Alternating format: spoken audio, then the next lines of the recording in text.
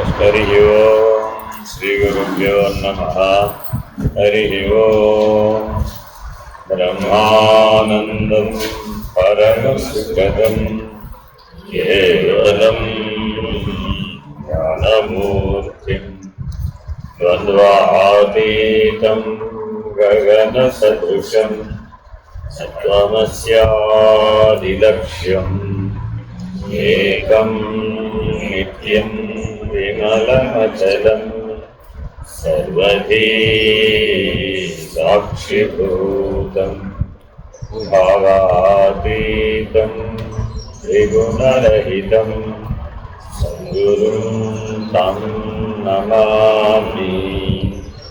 नमो ब्रह्मादिभ्यो ब्रह्मविद्या साम्प्रदायकर्तृभ्यो वंश ऋषिभ्यो महाभ्यो नमो गुरुभ्यः। सर्वोपप्लवरहित प्रज्ञानघन प्रत्यगर्थो ब्रह्मैवाहमस्मि। अहं पदार्थरहितः सदाशिवसमारम्भां व्यासशङ्करमध्यमाम् अस्मदाचार्यपर्यन्तां वन्दे गुरुपरम्पराम्। हरि ओम श्री गुरुभ्यो नमः। हरि ओम। ओम निर्भयानंदाय विद्महे अचलपरिपूर्णाय धीमहि तन्नो परात्पर प्रचोदयात्। ओम साईश्वराय विद्महे सत्यदेवाय धीमहि तन्नः सर्वः प्रचोदयात्। ओम तत्पुरुषाय विद्महे महादेवाय धीमहि तन्नो रुद्रः प्रचोदयात्।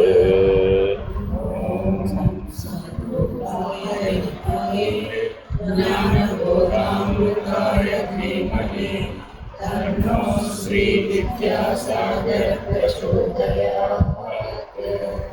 विद्या हि का ब्रह्मगतिप्रदाय बोधो हितो यस्तु विमुक्तिहेतुः।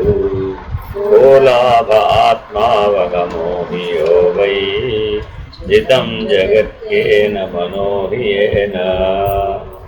అసలైన విద్య ఏది? పరమాత్మను పొందింపజేయు విద్యయే విద్య. వాస్తవమైన జ్ఞానం ఏది? యథార్థముగా ముక్తికి కారణమైనదే వాస్తవ జ్ఞానం. అసలైన లాభం ఏది? పరమాత్మ ప్రాప్తియే. జగత్తును జయించిన వాడు ఎవడు? మనస్సును జయించిన వాడే జగద్విజేత. అంటే ఒకదానికొదానికి లింక్ ఉన్న ప్రశ్నలే అన్ని. ఏమిటి? మనోమూలమిదం జగత్ కాబట్టి మనసును జయిస్తేనే జగత్తును జయించినట్టు, అంతేగాని భౌతికంగా చేసేది. అలాగే మానవుడు లాభ నష్టాలు మాట్లాడుకుంటూ ఉంటాడు కదా. అసలైన లాభం ఏంటి అంటే ప్రాప్తి చేత పరమాత్మ యొక్క దర్శనాన్ని పొందటమే యథార్థంగా లాభం. వాస్తవమైన జ్ఞానం. మానవుడికి జ్ఞానం అవసరమా కదా? అనుక్షణం అవసరమే. చూడడం అనేది పోవడం దాకా ప్రతిదీ తెలిసి చేయవలసిందే. ఆ తెలిసి చేయడమే జ్ఞానం. కాబట్టి వాస్తవమైన జ్ఞానం అంటే ఏమిటి? దేని చేత నీకు బంధం లేదని నిరూపితమవుతుందో ఆ జ్ఞానమే ముక్తి. ఆ జ్ఞానమే వాస్తవ జ్ఞానం. కాబట్టి ముక్తికి సహాయకారి అయిన జ్ఞానమే నిజమైన జ్ఞానం. సరే, ఈ జ్ఞానం లభించాలంటే మనకి విద్య ఉండాలక్కర్లేదా? అవిద్య లేనివ్వకపోవడమే విద్య ఉండడం. అవిద్య అంటే పరమాత్మ ప్రాప్తికి దూరం చేసేది, ముక్తికి దూరం చేసేది అవిద్య.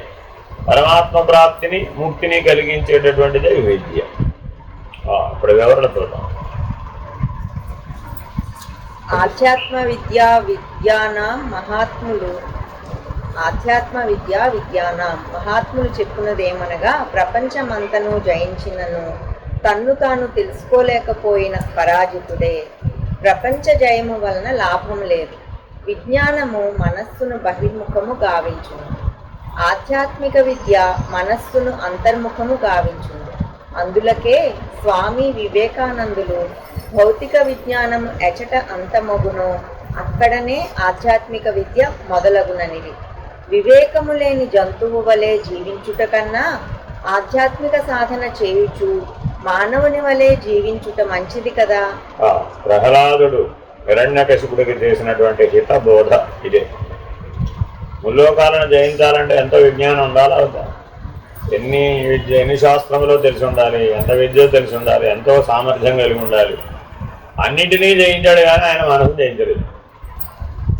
అందుకని పుత్రుడైనటువంటి ప్రహ్లాదుడు హిరణ్యకశిపుడికి ఇదే హితబోధ ఈ 4 వాక్యాలు చెప్తాడు. తండ్రి, ముల్లోకములను జయించితివి కానీ నీ మనసును నువ్వు జయించలేదు. అన్నీ తెలిసినన్ని వెర్రవేగితివి కానీ నిన్ను నువ్వు తెలుసుకో.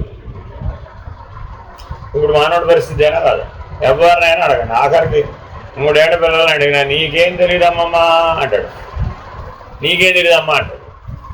వాడికి అన్నీ తెలిసినట్టు అంతే. ఇది 3 ఏళ్ల వాడే కాదు, 30 ఏళ్ళైనా అంతే, 330 అయినా అంతే. మానవుడు ఇప్పుడు ఎలా ఉన్నాడంటే భౌతిక విజ్ఞానాన్ని పూర్తిగా అందిపుచ్చుకున్నటువంటి దశలో ఇప్పుడు జీవిస్తున్నాడు. కాబట్టి ఇప్పుడు ఏమిటంటే సోలార్ నెట్వర్క్ 3 ఏళ్లకే వాడికి ఆల్రెడీ ప్లేట్ ఆయేస్లో సోలార్ నెట్వర్క్ ఉంటుంది. ఇప్పుడు మనం సోలార్ నెట్వర్క్ ఎప్పుడో చదువుకుని ఉండొచ్చు, కానీ ఇప్పుడు విదేశీ విద్యా విధానం చూస్తే మొత్తం అన్ని ఎన్సైక్లోపీడియాలు ఎల్కేజీ నుంచి వాడికి అన్ని ఎన్సైక్లోపీడియాలు డిజిటల్గా అందుబాటులో. అలా కూడా అదేమిటారు early child education ECE 3 years లోపలే KG, first class, second class వరకు ఈసీఈ కదా. ఎర్లీ చైల్డ్ ఎడ్యుకేషన్ లోపలే మొత్తం భౌతిక విజ్ఞానం అంతా కూడా ఎన్సైక్లోపీడియాలో వాడి చేతిలోకి వచ్చేస్తుంది. వాడు ఎక్కడికో వెళ్ళి ఇప్పుడు ఏం వెతుక్కోగానే తెలుసుకునే పనేం లేదు. కాబట్టి ప్రతివాడు కూడా అక్కడ ఏంటంటే ఎలిమెంటరీ క్లాస్ 5వ క్లాస్కి వచ్చేసేటప్పటికి కుటుంబ సభ్యులకి ఏమీ తెలియదని ప్రతిరోజు చెప్తారు. I know everything, you don't know anything. It's a common dialogue in all western countries. ఇండియాలో కూడా ప్రస్తుతం లేదు, ఏం పెద్ద విశేషం లేదు. ఇక్కడ కూడా అదే సేమ్ డైలాగ్. ఈ భౌతిక విజ్ఞానంలో ఉన్న చిక్కు ఏమిటంటే అహం బాగా పెరుగుతుంది. అధ్యాత్మ విద్యలో ఉన్న గొప్ప లక్షణం ఏంటంటే అహాన్ని నిరసిస్తుంది. ఇది లేకుండా అహాన్ని నిరసించడానికి వీలు కాదు, అది లేకుండా జీవితం వీలు కాదు. నిత్య జీవనం, వ్యావహారిక జీవనానికి ఆ భౌతిక విజ్ఞానం అవసరమే, కానీ ప్రతి దాంట్లో అక్కడ నేను బాగా బాధపడుతున్నాను. అందువలన సరి అయినటువంటి విద్య అంటే ఏమిటయా అంటే అహమును నిరసించే విద్య. అహమును బలపరిచేయడం వల్ల బంధం పెరిగిపోతుంది, బాధ పెరిగిపోతుంది. ఇప్పుడు అందుకని ఏమంటున్నాడు ఇక్కడ గొప్ప వాక్యం ఉందండి. ఎంతో భౌతిక విజ్ఞానాన్ని కలిగి ఉండి వివేకమేమో పశువు స్థాయిలో ఉండటం కంటే తక్కువ స్థాయి భౌతిక విజ్ఞానం కలిగి ఉండి ఎక్కువ స్థాయి అధ్యాత్మ వివేకం కలిగి ఉన్నట్లయితే, అహం లేకుండా ఉన్నట్లయితే అదే సరైన విద్య. అంటే విద్యకి 2 కాంబినేషన్లు అవసరమే, 2 కలిపితేనే కాంబినేషన్. కానీ అక్కడ ఏమవుతుంది, వివేకం పశువు స్థాయిలోనే ఉంటుంది, ఇక్కడేమో వివేకమేమో ఆత్మజ్ఞానం, బ్రహ్మజ్ఞానంగా. సో అటువంటిది నిజమైనటువంటి ఆధ్యాత్మిక విద్యకి ముఖ్యమైనటువంటిది అంటే మన మానవుడు తాను పరమాత్మయ్య అనే స్థాయిని, వివేకాన్ని అందుకోగలిగేటటువంటి విద్య. మనుషులు 4 తెగలు. మొదటివారు నారదుడు, శుకదేవుడు వంటి నిత్య సిద్ధులు. 2వ తెగవారు ముముక్షువులు. పుత్రైషణ, విత్తైషణ, లోకైషణ వదిలి జ్ఞానమునకై శ్రవణ, మనన, నిధిధ్యాస పరులు. 3వ తెగవారు మహాత్ములు లేక ధర్మాత్ములు. వీరు గృహస్థ జీవనములోనే ఉండి సన్మార్గమున ప్రవర్తించుచు వేదోక్త ధర్మములను, శృతుల ధర్మములను పాటించువారు. స్మృతుల ధర్మములను పాటించువారు. 4వ తెగవారు పామరులు. వారికై పురాణములు చెప్పబడినవి. పౌరాణిక మార్గమును అవలంబించువారు. ఇక దైవమును విశ్వసింపక నాస్తికవాదములు, హేతువాదములు చేయువారు ఈ జన్మలో మనుష్యులైనను మరుసటి జన్మనందు నక్కలుగా జన్మింతురని శ్రీరాముని శాపము. అందుకే శ్రీరాముడు దేవుడు గారు. ఈ యొక్క అపప్రథ ఉందండి.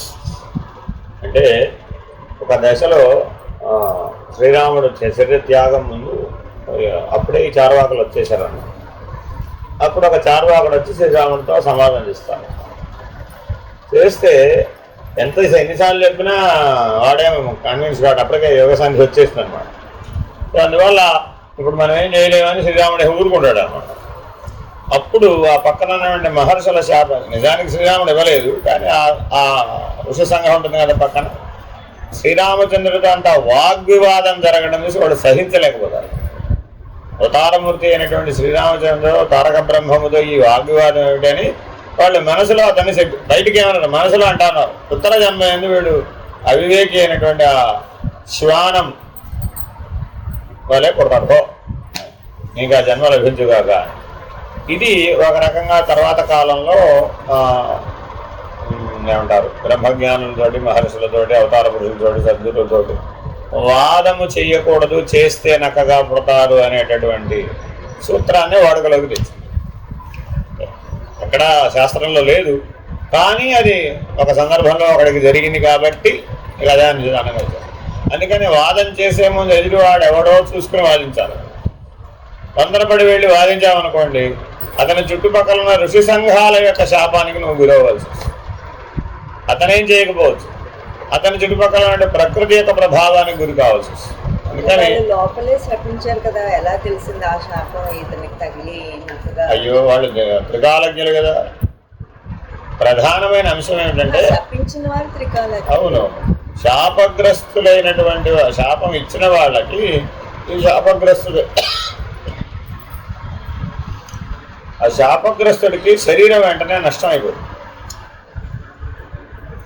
అవి ఉత్తర జన్మ వెంటనే ప్రాప్తించేస్తుంది. అంటే ఇక్కడ ఆయుర్దాయం తగ్గిపోతుంది.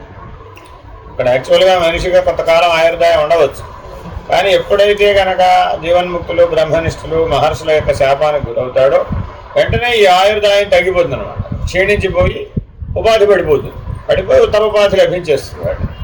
ఈ శాపాలలో ఉన్న పెద్ద చిక్కిదేనమాట. ఇదే మీకు నహుష చక్రవర్తి యొక్క విధానంలో కూడా కనబడుతుంది. అక్కడెక్కడో ఉంటాడు, ఆ శాపం కలిగి వెంటనే ఆ చివరికి ఇక్కడికి వచ్చి ఏకంగా కొండ చెరువైపోయి అజగరా ప్రాప్తి శరీరం పొంది సాక్షాత్తు అడవిలో పెడతాడు యథక్షణమే. అందుకని ఎటువంటి వాడితో మనం శాపం పొందామన్నది అక్కడ చాలా ఇంపార్టెంట్. కొన్నేమో కాలాంతరంలో జరుగుతాయి, కొన్నేమో వెంటనే.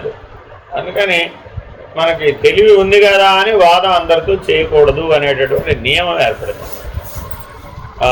కనుకనే భగవత్పాదులు పరమాత్మ ప్రాప్తికి తోడ్పడు విద్యయే విద్య మరియు ముక్తినిచ్చు జ్ఞానమే జ్ఞానము అనిది. యథార్థ లాభము పరమాత్మ ప్రాప్తియే అనిది. ప్రపంచంలో అనేక రకముల లాభములున్నను పరమాత్మ ప్రాప్తియే యథార్థ లాభము అనుట విశేషంగా తైత్తరీయ ఉపనిషత్ బ్రహ్మానంద వల్లితో చెప్పబడినది. ఆ ఆనందవల్లి సారాంశము దిగువ కొంత చెప్పుటకు ప్రయత్నించదను. మనుషులు 4 తెగలు. మనం ఏ తెగ కింద జీవిస్తున్నామో చూసుకోవాలి.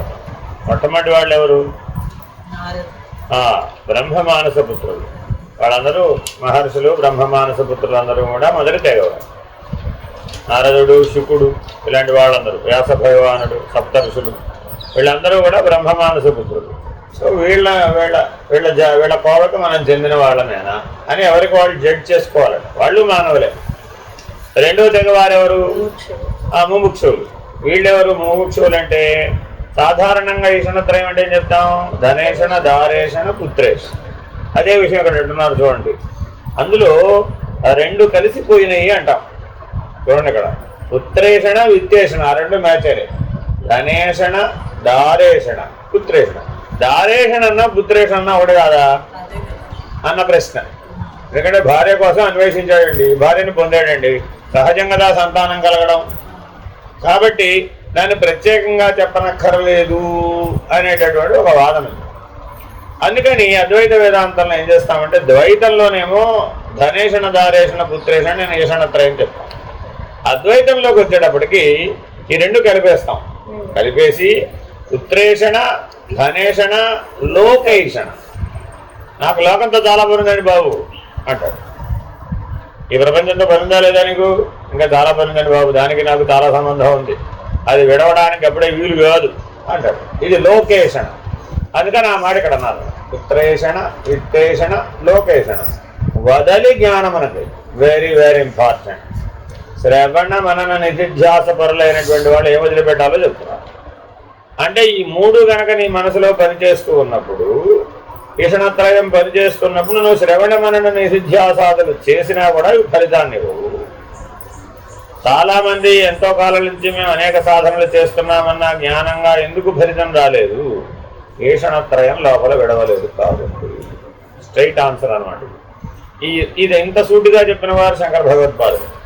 అందుకని ఒక సాధన చేయాలి లేదా జ్ఞాన మార్గంలో శ్రవణ మనన నిధిధ్యాసాదులలో మనం ప్రవేశించి దాని యొక్క జ్ఞానప్రాప్తిని పొందాలి అన్నవాళ్ళు ముందు ఈషణత్రయం మీద ఆసక్తిని వదలాలి. ఈషణత్రయం మీద ఆసక్తి కనుక నువ్వు వదలకపోతే వాసనాక్షయం అసాధ్యం. సమాధి నిష్టలో చాలా కాలంగా ఎంతోమంది ఉంటారండి, ధ్యానం ఎంతో కాలం చేస్తుంటారు, కానీ ఆ సమాధి నిష్ట ఫలవంతం కాదు. ఎందుకని? అంతరంగంలో ఈషణత్రయం వదలలేదు కాదు. Very very important. చివరి కాలంలో కూడా ఆ ఈషణత్రయమే అతని ముందుకు వస్తుంది. కాబట్టి వాసనలో భాగమే ఈ ఈషణత్రయం. వాసనేమో అవ్యక్తం, ఈషణత్రయమేమో వ్యక్తం. కాబట్టి మానవ జీవిత వ్యవహారం అంతా కూడా వాసనాత్రయము ఈషణత్రయం మధ్యలోనే జరిగిపోతుంది. ఆఖరికి మనం జనన కాలం నుంచి మరణకాలం దాకా చూసినా కూడా వాసనాత్రయం ఈషణత్రయం ఇవి బాగా బలంగా ఉంటాయి. ఎందుకంటే మీరు చూడండి, ఉయ్యాల్లో ఉన్న పిల్లవాడు కూడా ఉయ్యాల నుంచి బయటే ఉందని తగ్గు చూస్తుంది. వాడి వయసు ఎంత? ఉయ్యాల్లో ఊగే వయసు. కానీ వాడి ఉయ్యాల ప్రపంచం నచ్చదు. వాడికి బయట ప్రపంచంలో ఉన్నటువంటి దాన్ని తొక్కి చూస్తూ ఉంటాడు. వాడిని దించేయాల్సింది ఉయ్యాల్లో. వాడి ఉయ్యాల పనికిరాదు. నువ్వు దించలేదు అనుకోండి, వాడు ఏడుస్తాడుగా. అంతే. వాళ్ళ అమ్మాయి చేస్తే వీడు ఉయ్యాల పనికిరాదురా తీసి కింద పడుకోబెట్టి వాడిని అంటే ఇక వాడు ప్రపంచం అంతా అటు తిప్పి మెడ తిప్పి అటు తిప్పి ఇటు తిప్పి లోకాలన్నీ చూసి ఆ లొకేషన్ అనేది అక్కడి నుంచి 6వ నెల వయసు నుంచి పనిచేస్తుంది. మరి ఇప్పుడు మనం లొకేషన్ అంటే ఏదో 60 ఏళ్ళ వయసులో పనిచేసేది అనుకుంటున్నాం. కాదు, అది జన్మదహా లోపల నుంచే ఉంటుంది. మీరు కావాలంటే చూడండి, చిన్నపిల్లల్ని బయటికి తీసుకెళ్తే ఆనందంగా ఉంటుంది. ఇంట్లో ఏడిస్తే సరే ఒకసారి వాడు బయటికి తీసుకెళ్ళదా అంటారు. బయటికి తీసుకెళ్ళగానే వాడు ఆపేస్తాడు. వాడు ఏదో పెద్ద వాడు ఏడు పాపాలంటే గొప్ప విషయం అన్నమాట. బయటికి వెళ్ళి ఏం చూస్తాడు అనేది అక్కడ లేదు. కానీ ఆ బయటికి వెళితే వాడికి ఎన్నో కనబడతాయి. అంతే, వాడి దృష్టిలో చాలా కనబడుతుంది లోకం. ఆ లొకేషన్ అనేది ఎంత బలమైందో చూస్తే ఆ శైశవావస్థ నుంచే పనిచేస్తుంది. ఎదిగిన తర్వాత విషయ వికాసం వచ్చినాకే ధనేషణ పుత్రేషణ మిగిలిన ఎక్సెట్రా అవి మిగిలినవి అప్పుడు ఉండవు. చిన్నపిల్లలకు చూడండి, మీరు ఎంత డబ్బులు ఇచ్చినా ఓ చేతికి బిస్కెట్ ఇచ్చి మీరు డబ్బులు ఇచ్చారనుకోండి, ఆ డబ్బులు అక్కడ పడేసి బిస్కెట్ పట్టుకెళ్ళిపోతారు. వాడికి డబ్బు విలువ ఏం తెలియదు. కానీ లొకేషన్ అది బలంగా పనిచేస్తుంది. అందుకే ఈ మాట ఇక్కడ రాశారు.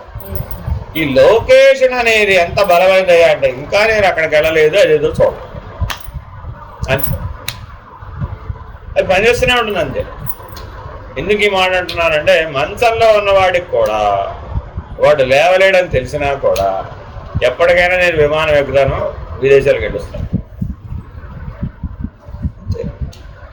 వీడు ఎప్పుడు లేవాలి, ఎప్పుడు వెళ్ళాలి, అది అయ్యే పని కాదు కదా.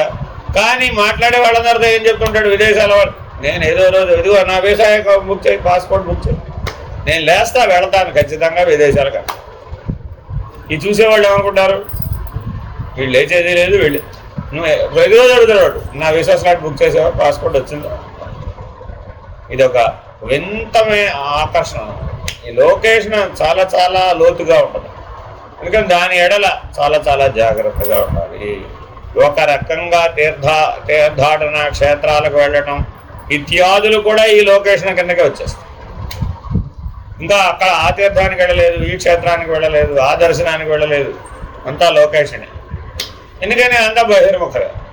కాబట్టి ఈ ఈషణత్రయం విషయంలో జాగ్రత్తగా కనుక లేకపోతే ఎంతకాలం శ్రవణ మనన నిధిధ్యాసాదులు చేసినా ఫలించవు. కాబట్టి రెండవ తెగవారైనటువంటి ముముక్షువులు ఈ విషయంలో అత్యంత జాగరూకులే ఉండాలి. ముముక్షువు అనసలు నీకు ఆ టైటిల్, ఆ అధికారిత్వం ఇవ్వాలి అంటేనే ఈషణత్రయం విడిచిన వారు అని అర్థం. అంటే ఈషణత్రయం విడువని వారు ముముక్షువులు కాదు. ఎవరు వారు? భూభుక్షువులు. గుర్తుపెట్టుకోవాలి.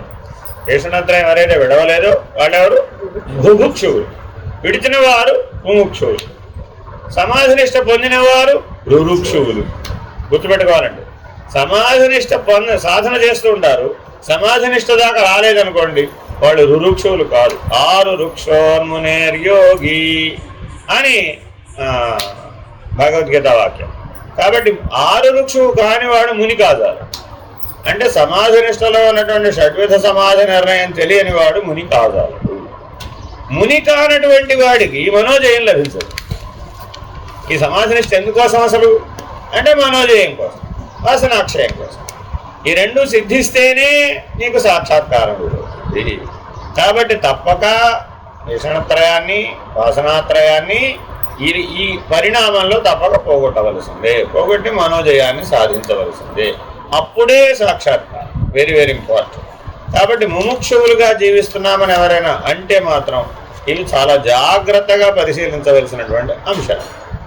ఇవి చాలా లోపల ఉంటాయి. అవి ఎప్పుడెప్పుడంటే కళలో బాగా కనబడతాయి. ఈ ఈశానత్రయం ఎక్కడ కనబడుతుంది అంటే ఈశానత్రయం ఉంటే కళ ఉంటుంది, కళ ఎగిరిపోతే ఈశానత్రయం ఉంటుంది, డైరెక్ట్లీ రిలేటెడ్. అలాగే వాసనాత్రయం ఉంటే నిద్ర ఖచ్చితంగా ఉంటుంది. నేను నిద్ర అనే అనుభవం ఖచ్చితంగా ఉంటుంది జరుగుతుంది. అందుకని ప్రతివాడిని అడుగుతాం, రాత్రి నిద్రగా పోయేవారు ఏమంటాడు, ఏదో పర్వాలేదు, నిద్ర పోయేవా పోలేదు, అనుభవం ఉందా లేదా, బాగా నిద్ర బాగా అంటే అప్పుడు ఏమన్నట్టు వాసనాక్షయం కాలేదు. చాలా ఉందంటే ఈషణత్రయం విడవలేదని, నిద్ర అనే అనుభవం ఉందంటే వాసనాత్రయం విడవలేదని. అందుకని సమాధి నిష్ట మనం నిద్రలో ప్రవేశించేము. నిద్రా సమాధి స్థితి అన్నప్పుడు ఎప్పటి నుంచి ప్రారంభిస్తాం? మెలకువలోనే సమాధి నిష్టకి చేరుకొని అందులో ఈ కళా నిద్ర ఎగరగొట్టేస్తాం. సమాధి నిష్ట యొక్క ప్రభావం చేత కళా నిద్ర ఎగిరిపోతాయి. ఈషణత్రయం విడవబడుతుంది, వాసనాత్రయం క్షయమైపోతుంది. అప్పుడు మనోజయం సాధ్యమవుతుంది. ఎప్పుడైతే మనోజయం సాధ్యం కాగానే అప్పుడు అంతఃకరణం మొత్తం ఎగిరిపోతుంది. అప్పుడు ఉన్నది ప్రత్యేగాత్మే. ఇంకా దానికే ప్రత్యేకంగా పొంది సాక్షాత్కారం అంటే ఎక్కడికో వెళ్ళి పొందేది ఏం లేదు. ఇవి పోతే మిగిలిపోయినటువంటి ప్రకాశం ఏదైతే ఉందో ఆ ప్రకాశమే సాక్షాత్కారం. ఆ సాక్షాత్కార స్థితిలో నువ్వు ఎల్లప్పుడూ ఉండాలి, మళ్ళీ వెనక్కి రాకూడదు. చాలామంది ధ్యానంలో కానీ యోగంలో కానీ ఈ ప్రకాశ స్థితిని మెలకువలో పొందుతారండి. ఇది దగ్గరలోనే ఉంటుంది, అంత కష్టమేం కాదు. కానీ దాన్ని నిలుపుకోవడం పెద్ద సమస్య. అది నిలుపుకొని ఈ అవస్థాత్రయాన్ని చెరపాలన్న, అది నిలుపుకోవాలి, ఇది చెరపాలి. ఈ గీతలు చెరిపేయాలన్నమాట. నీకు ఏమంటారు, ఏదైనా ఆట ఆడుతున్నారు అనుకోండి, బౌండరీ లైన్ గీస్తారు, ఆ బౌండరీ లోపలే ఆడుకోవాలి. అవతల దాడితే అవుట్ అనమాట. అంతేగా ఫుట్బాల్ కానీ ఎనీథింగ్ బౌండరీ లైన్ ఉంటుంది. అలాగే మానవ జీవితానికి ఈ అవస్థాత్రయం అనేది 3 గీతలు అన్నమాట. ఈ గీతలు మనకి పుట్టకముందు నుంచే లోపల ఏర్పడిపోతాయి. సమాధి నిష్ట సాక్షాత్కార అనుభవం ఎందుకు అవసరమయ్యా అంటే ఈ 3 గీతలు చెరపాలి. ఇక్కడి నుంచి ఇక్కడ దాకా మెలకువ, ఇక్కడి నుంచి ఇక్కడ దాకా కళ, ఇక్కడి నుంచి ఇక్కడ దాకా నిద్ర అనే మన నిత్య జీవితానుభవాన్ని 3 గీతలతో 3గా విభజించి చూపిస్తూ ఉంటుంది. ఇది రోజువారీ జీవితంలో భాగమే. కానీ అన్నీ కలిసిపోయినాయి అంటే కలిసిపోలేదు. ఎవడికి కలిసిపోతాయి అంటే సమాధి యొక్క అనుభవము, సాక్షాత్కారం యొక్క అనుభవము కలిగిన వాడికి ఈ 3 గీతలు చెరిగిపోతాయి. 3 చెరిగిపోయి ఒకలాగానే ఉంటాడు. ఇక వాడు నిద్రపోయినా ఒకలాగానే ఉంటాడు, పోకపోయినా ఒకలాగానే ఉంటాడు, మేలుకొన్న ఏ పరిస్థితి ఎప్పుడూ ఒకలాగానే ఉంటాడు. ఎప్పుడూ ప్రకాశమే నేనుగా ఉంటాడు. కాబట్టి ముముక్షువైనటువంటి వాడు ఈ తరణాన్ని తప్పక చేయాలి. ఇదే తారకం అంటే. ఇది వీళ్ళే ముముక్షు. ఇక 3వ తెగవారు ఎవరో చూడండి, మహాత్ములు లేక ధర్మాత్ములు. వీళ్ళందరూ మనకి వాళ్ళు సద్గురువులు, అవతారులు, వ్యవహారం అదంతా మనకు ఆదర్శ పురుషులుగా ఉన్నటువంటి వారందరూ మహాత్ములు, ధర్మాత్ములు. వాళ్ళని అనుసరించి జీవిస్తూ ఉంటారు. వీళ్ళేం చేస్తూ ఉంటారు, గృహస్థ జీవనములోనే ఉండి సన్మార్గమును ప్రవర్తించుతూ వేదోక్త ధర్మములను, స్మృతి ధర్మములను పాటించు. ఈవిడ ఆచమనం చేస్తుంటుంది కదా, పోయినసారి కూడా చెప్పాడు కదా. ఆచమనాలు ఎన్ని రకాలమ్మా? తత్వాచమనము చెప్పు, పురాణ తత్వపూరక ఆచమనం ఒక విధానం. మామూలుగా మనం చేసేది అందరూ చేస్తారు కదా, అదేమిటి? స్మృతి ఆచమనం, స్మృతులను అనుసరించి చేసే ఆచమనం ఒకటి. పురాణోక్త ఆచమనం అని అదో ఆచమనం. 3 రకాల ఆచమనాలు. ఉపదేశం ఉన్నటువంటి వాళ్ళందరూ తత్వాచమనం చేస్తారు, ఆ విధానం వేరే. మామూలుగా 3 సార్లు ఇప్పుడు మామూలుగా ఇన్ జనరల్గా వేస్తారు, అది స్మృతి ఆచమనం. పురాణోక్త ఆచమనం, పురాణోక్త ఆచమనమేమో పురాణ సహసం 3 సార్లు పుచ్చుకుంటావు కదా, అంతా అయిపోయింది. ఆ తర్వాత ఏం చేస్తాం, చేతిలో నీళ్ళు పోసుకుని జ్ఞానేంద్రియాలు బాగు చేసుకోవడం, కళ్ళు ఇవన్నీ ఆవాహన చేసేస్తాను, అది స్మృతి ఆచమనం. తత్వాచమనం ఇక్కడ 4 సార్లు ఉంచుకోవాలి, 3 సార్లతో సరిపోతాడు. 4వది స్వాహ, తుర్యం కూడా స్వాహ అన్నమాట. తుర్యాతీతంలో ప్రవేశించడం కోసమని ఆ తత్వాచమనాన్ని చెప్తారు. ఇలాగా కర్మకాండలో కూడా దీని ప్రవేశం ఉందన్నమాట. అలాగే ఈ మహాత్ములు ధర్మాత్ములు అని ఎవరైతే అంటున్నామో ఇప్పుడు సన్యాసులే కానక్కర్లేదు, గృహస్థాశ్రమంలో ఉండి కూడా జీవిస్తారు. కాబట్టి ఋషులు మహర్షులు అందరూ కూడా ఈ కోవలోకి వచ్చేస్తారు. నాలుగో తెగవారు పామరులు. సరే, వాళ్ళ గురించి ఆలోచించేది, పామరుల గురించి అంతా మనకు తెలిసిందే కదా, అక్కడి నుంచే కదా మనం వచ్చాం. కాబట్టి వీళ్ళు ఏం చేస్తారు అంటే పౌరాణిక మార్గాన్ని అవలంబిస్తారు. ఇక కేటగరైజ్ చేయడానికి వీలు కాని వాళ్ళు, ఈ 4 కాని వాళ్ళు చాలామంది ఉంటారు. వాళ్ళ గురించి మనం ఆలోచించిన ప్రయోజనం. ఇప్పుడేదో చెప్తున్నారు, తైత్రీయోపనిషత్తులో ఉన్నటువంటి బ్రహ్మానంద వల్లి, వెరీ వెరీ ఇంపార్టెంట్. దృఢకాయుడు, వేదాంగముల పండితుడు, యవ్వనము గలవాడు, మరియు శాస్త్రములో చెప్పు జీవనము గడుపువానికి, మొత్తము ప్రపంచ రాజ్యమునకు రాజైన వానికి, అన్ని సౌకర్యములు సులభముగా నున్నవానికి ఒక మనుష్యుని ఆనందము కలుగుచున్నది. దీనికి 100 రెట్లు ఆనందము మనుష్య గంధర్వ దేవగంధర్వ కర్మదేవతలకు. అంటే మొదటి స్టెప్ ఏమిటి? మానుష ఆనందం. అంతా పర్ఫెక్ట్గా ఉండి అన్ని రకాల విషయాలను అనుభవించగలిగి, అన్ని రకాల ఆనందాలను, ఇంద్రియ సుఖాలనన్నీ అనుభవించగలిగి, ప్రపంచం మొత్తానికి రాజైనటువంటి చక్రవర్తి, వాడికి ఇది లేదని చెప్పడానికి లేనటువంటి వాడు అనుభవించే ఆనందాన్ని ఏమని పేరు? మానుషానందం. దానికి 100 రెట్లు 100 టైమ్స్ పెంచాం. ఎంత? మనుష గంధర్వానందం, దేవగంధర్వ కర్మదేవతలకు.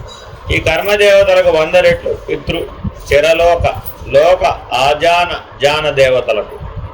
అంటే పితృదేవతలు అంటే ఎవరు? వసురుద్రాదిత్య రూపాలు. శరీరం విడిచిన తర్వాత మనకి వసురూపం కలుగుతుంది, అంతకంటే తర్వాత రుద్రరూపం కలుగుతుంది, ఆ తర్వాత ఆదిత్య రూపం కలుగుతుంది. ఇది ఒక్కొక్క రెట్టు పెరిగిపోయింది అనమాట. ఒక్కొక్క స్టెప్ పెరిగే కొద్దీ 100 రెట్లు 100 రెట్లు 100 రెట్లు పెరిగిపోయింది. కాబట్టి కర్మదేవతలకి, అంటే కర్మదేవతలు అంటే అర్థం అంటే వసువులు. వసువులందరూ కర్మదేవతలు. మనం కర్మ ద్వారా ఆశ్రయించి అనుభవం, మనకు దేవత సాక్షాత్కారాన్ని అనుగ్రహించే వారందరూ వసువులే. అంటే కళలో దేవతలు కనపడడం, ఇళ్లలో దేవతలు కనపడడం, అక్కడ వారు కనపడారు, ఇక్కడ వీరు కనపడారు. నీ ఉపాసనా బలం చేత నువ్వు పొందేటటువంటి సకల దేవతా సాక్షాత్కారం అంతా కూడా కర్మదేవతలే. ఆ దేవతలు కూడా ఆనంద స్వరూపులే. కానీ ఈ ఉపాసకుని ఆనందం కంటే ఆ దేవత యొక్క ఆనందం 100 రెట్లు అధికం. ఈ ఉపాసన ద్వారా ఉపాస్యమైనటువంటి దేవతల కంటే శరీరం విడిచిన తర్వాత నువ్వు చేరేటటువంటి వసురుద్రాదిత్య రూపాలలో 100 రెట్ల ఆనందం అది పితృదేవతలు. దానికంటే 100 రెట్లు ఇంద్రునికి, దానికంటే 100 రెట్లు బృహస్పతికి, దానికంటే 100 రెట్లు బ్రహ్మగారికి. ఇలాగా ఒక్కొక్క లోకం మారే కొద్దీ, ప్రతి ఒక లోకం నుంచి మరొక లోకానికి మారే కొద్దీ ఆ లోకాల్లో లభించేటువంటి ఆనందం 100 రెట్లుగా మారుతుంది. ఇప్పుడు మరి ఈ లోకాలన్నింటిలో నిన్ను బంధించి ఉంటున్న లక్షణం ఏమిటి? ఆనందం. ఆ దెబ్బ మానుషానందం దగ్గర నుంచి మొదలు పెడితే బ్రహ్మానందం వరకు కూడా ఉన్నటువంటి సామాన్య లక్షణం ఆనంద లక్షణం. ఇప్పుడు ఈ ఆనంద లక్షణాన్ని గెలవాలి అంటే ఏం చేయాలి? ఏం చేయాలి? అలా మనిషిగా పుట్టాలి. కాబట్టి సప్త ఊర్ధ్వలోకాలలో నీకు స్థానం లభించను. ఇంతకు 100 రెట్లు, అంతకు 100 రెట్లు, అంతకు 100 రెట్లు. చిట్ట చివరికి సత్యలోకం కదా, అక్కడ బ్రహ్మానందం. సత్యలోకం వరకు వెళ్ళినా కూడా నీవు ఆ లోకంలో కల్పాంతం వరకు ఉండి బ్రహ్మగారితో పాటు ముక్తి చెందవచ్చు. ముక్తి ఎప్పటికి లభిస్తుందండి? బ్రహ్మగారితో పాటు. ఎందుకని ఆయనతో పాటు బ్రహ్మానందాన్ని అనుభవిస్తున్నావు కదా. కల్పాంతం వరకు పనిచేసేటటువంటి గొప్ప లక్షణం బ్రహ్మానందం. మరి మానవుడు ఆనందమును అపేక్షించవలెనా అఖరేనా? కానీ మరి ప్రతి కర్మ ఉపాసన చేసినప్పుడు ఆనందావాప్తి ప్రీత్యర్థం ఎక్కడి నుంచి ఎక్కడ దాకా? మానుషానందం నుంచి బ్రహ్మానందం దాకా. కాబట్టి సప్త ఊర్ధ్వలోకాలు కూడా కర్మగతి చేత నడిచేటటువంటి లోకాలే. సప్త అధోలోకాలు కూడా కర్మగతి చేత నడిచేటటువంటి లోకాలే. అందుకు కర్మచక్రానికి, కర్మ మార్గానికి ప్రాధాన్యత ఏర్పడుతుంది. ఎందుకని కర్మ ఎందుకు చేస్తున్నావు? ఆనందాపేక్ష చేత. అది ఏదైనా కావచ్చు. అంటే కర్మ చేయడానికి మూడు పనిముట్లు ఉన్నాయి దగ్గర. ఏమిటవి? కాయిక, వాచిక, మానసిక. నేనేం మాట్లాడలేదండి బాబు అంటాడు, మౌనంగానే ఉన్నాను అంటాడు, కానీ లోపల రీలు తిరుగుతుంది. చూసుకోండి మీరు కావాల్సి వస్తుంది. బయట చూస్తే వాంగ్మౌనమే, కానీ లోపల మాత్రం రీలు తిరుగుతుంది. అందరూ ధ్యానం చేసేవాళ్లే, కానీ లోపల ఏం జరుగుతుంది? రీలు తిరుగుతుంది. ఇప్పుడు మానసిక కర్మ జరుగుతున్నట్ట కదనట, జరిగిపోతుంది. అర్థమైందండి? తర్వాత నెక్స్ట్ వాచిక కర్మ. మాట్లాడిన ప్రతిసారి వాచిక కర్మ జరుగుతుంది. అదే చేతకు వచ్చేసాం, అప్పుడేమైపోయింది? అర్థమైందా? ఇట్లా తెలియకుండానే ఈ కర్మచక్రంలో మనం బంధితులం అవుతూ ఉంటాం. ఆనందాపేక్ష. ఈ ఆనందాపేక్ష అన్న ఒక సూత్రం కనుక మనం తీసేస్తే, విరమిస్తే, నువ్వు ప్రయత్నించి కావాలనుకోవాలి, దానంతటి పోవడం కుదరదు. మానుషానందం నుంచి బ్రహ్మానందం వరకు కూడా కర్మఫల ప్రాప్తి చేత ముడిపడింది. అది శరీరం ఉండి కానీ శరీర త్యాగానంతరం కానీ ఇది లభిస్తూనే ఉంటుంది. కాబట్టి కర్మ చేసే ముందే నీకు దాని ఫలం వలన నీకు ఆనందం కావాలా అక్కర్లేదా అన్న విషయం గురించి సరి అయినటువంటి విచారణ చేసి ప్రయత్నపూర్వకముగా ఆనంద అపేక్షను విడవగలను. వాడే జ్ఞాన మార్గంలో ప్రవేశిస్తాడు. కాబట్టి ఎంతో కాలం జ్ఞాన మార్గ సాధనలు చేసినా మార్పు రాలేదనే వాళ్ళందరూ ఏం విడవలేదు? ఆనందాపేక్ష విడవలేదు. అసలు ఆనందంగా ఉంటే మీకు ఇలా పనికిరారండి ఎవరు కూడా, ఎప్పుడే ఏడుస్తూ ఉండాలి అంటుంటారు. నేను మీరు చెప్పే మాట్లాడినా అలాగే అనుకుంటుంటారు. దాని అర్థం మిమ్మల్ని దుఃఖితులు గమ్మనే కాదు. ఎందుకని? నిజమైన బ్రహ్మజ్ఞానం పొందినటువంటి వాడికి బ్రహ్మానందంతో కూడా పని లేనటువంటి వాడు. దాని అర్థం అది. జ్ఞానం అంటే ఏమిటంటే ఆనందాపేక్షను తొలగించేది ఏదో అదే జ్ఞానం. Very very important. కాబట్టి ఆనందాపేక్ష కలిగి నువ్వు చేసినటువంటి కర్మ అజ్ఞానపూర్వకమైన కర్మ. అందుకని కర్మ ఎట్లా చేయాలి? జ్ఞానపూర్వకమైన కర్మ చేయాలి. ఇదే మనస్సు, ఇదే వాక్కు, ఇదే కాయమును ఉపయోగించాలి, కానీ అజ్ఞానం చేత వినియోగించకూడదు. అజ్ఞానం చేత వినియోగిస్తే ఏమైంది? దాంట్లో ఆనందం అనే ఫలం ఉందో లేదో చూసుకుంటూ ఉంటుంది. ప్రతి అంశంలో ఆనందమే. కాఫీ కౌప తటాకాది నిర్మాణం చేశారండి. దేనికోసం? బావులు తవ్వాడు, చెరువులు తవ్వాడు, సత్రాలు కట్టించాడు, ఎన్నెన్నో దైవ సంబంధించిన దాన ధర్మాలని చేశాడు. అన్ని క్షేత్రాలలో వాడి పేరు మీద ఒక సత్రం కూడా అవుతుంది.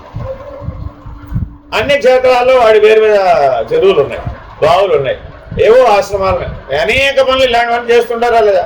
దేనికోసం? పుణ్యం కోసం. ఫస్ట్ ఐటమ్ ఏంటి? కర్మ యొక్క ఫలం ఏమిటి? పుణ్యం. పుణ్యం వల్ల ఆనందం, సుఖం. కాబట్టి ఈ సుఖాపేక్ష ఎంతైన విషయం ఉంటుందండి. దీనికి ఒక కథ కూడా ఉంది. ఎంతకాలం అయితే నీ పేరు భూమి మీద చెప్పుకుంటారో అంతకాలం నువ్వు స్వర్గంలో ఉంటావు. స్వర్గం నుంచి వచ్చారంటే భూమి మీద నీ పేరు చెప్పుకొని రోజులు రావాలట. నీ మీద ఎవరు గుర్తులేవనుకో నీ పుణ్యం క్షీణించిపోతుంది. మళ్ళా మంచిగా పుట్టేస్తావు, మళ్ళా పుణ్యం చేస్తావు, మళ్ళా స్వర్గాన్ని అనుభవిస్తావు. ఏమిటండి ఇంతకీ స్వర్గం అంటే? ఆనందంగా ఉంటుంది. స్వర్గం అనగా ఏమి? ఆనందంగా ఉంటుంది. మానవుడు గృహస్థాశ్రమంలో ఎందుకు ప్రవేశిస్తున్నాడు? బ్రహ్మచర్యంలో ఆనందం లేదా? ఎవరు బ్రహ్మచర్యంలో ఆనందం లేదా? బాగానే ఉన్నావుగా. ఇప్పుడు అర్జెంట్గా గృహస్థాశ్రమంతో ఏం పని వచ్చింది నీకు? ఇంకా ఎక్కువ ఆనందంగా ఉంటుంది. గృహమే కదా స్వర్గసీమ. ఎందుకని? అన్ని సుఖాలు ఆ గృహస్థాశ్రమంతో ముడిపడి ఉన్నాయి. పాయింట్ అదే, వెరీ వెరీ ఇంపార్టెంట్. అక్కడ పరమ సుఖం అని ఎందుకు వేశారయ్యా అంటే సుఖాపేక్షను విడిపించున్నది. శాశ్వత సుఖమును అపేక్షించినప్పుడు సుఖాపేక్ష విడిపోతుంది. ఎందుకని? ఈ లోకం నుంచి సత్యలోకం వరకు ఉన్నటువంటి కర్మఫల ప్రాప్తి చేత పొందేటటువంటి 14 లోకాలు కూడా పరిమితమైన సుఖాన్ని ఇస్తాయి కానీ శాశ్వత సుఖాన్ని ఇవ్వదాం. ఆ శాశ్వత సుఖాన్ని నువ్వు పొందాలి అంటే అది మోక్షంలో మాత్రమే ఉంది. ఆ మోక్ష లక్షణం యొక్క ప్రభావం ఏమిటయ్యా అంటే ఈ ఆనందాపేక్షను తొలగించడం. ఎవడైతే ఈ ఆనందాపేక్షను వదిలేశాడో వాడు మాత్రమే మోక్ష ప్రాప్తికి అర్హుడు. ఆనందాపేక్ష ఎందు ఏమాత్రం నీకు అభిలాష ఉన్నా నీకు బ్రహ్మజ్ఞానం సిద్ధించదు. విశ్వామిత్రుణ్ణి కొన్ని వేల సంవత్సరాలు పరీక్షకు గురి చేసినట్లుగా మనం చదువుకుంటూ ఉంటాం. ఆయనలో ఉన్న లక్షణం ఈ ఆనందాపేక్ష, వేరే ఇంకేమి లేదు. ఎన్ని వేల సంవత్సరాలు తపస్సు చేశాడు, ఏదో ఒక రూపంలో ఆనందాపేక్ష ప్రవేశిస్తుంది, మళ్ళా మొదటికి వస్తుంది. బ్రహ్మర్షి అనాలంటే వాడికి ఆనందాపేక్ష ఉండవు, జీవన్ముక్తుడు అనాలి అంటే వాడికి ఆనందాపేక్ష ఉండవు. ఎందుకండి ఆ ఆనందాపేక్ష జీవుడు, వేరే ఏం లేదు. జీవుడుగా ఉంటే నువ్వు 14 లోకాల్లో పైకి కిందకి తిరుగుతూనే ఉండవచ్చు.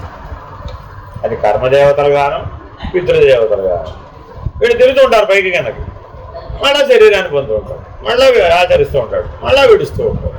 ఇదే పనిగా లోకత్రయం అంతా కూడా ఈ దేవతాత్రయంతో ముడిపడింది. కాబట్టి మానుషానందం, మానుష గంధర్వానందం, గంధర్వ దేవతానందం ఇత్యాదులు ఎన్నన్నా చెప్పండి, చివరికి బ్రహ్మానందం.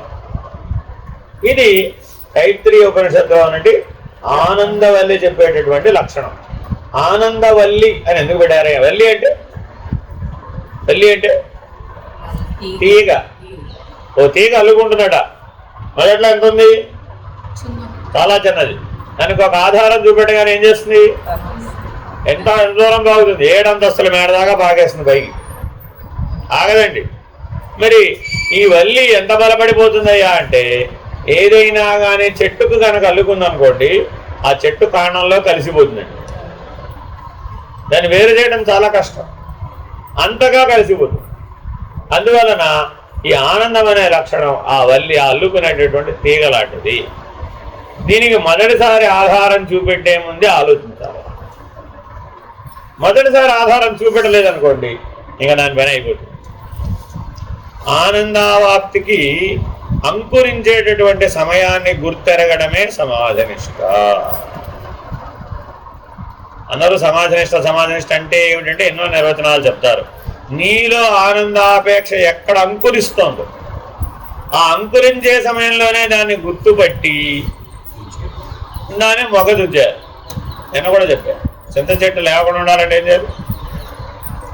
ఆ మొట్టమొదటి ద్విదళ బీజంలో నుంచి మొదటి ఆకులు రాగానే ఆ మొగదుచ్చేయాలి, ఇంకా రాదు పైకి.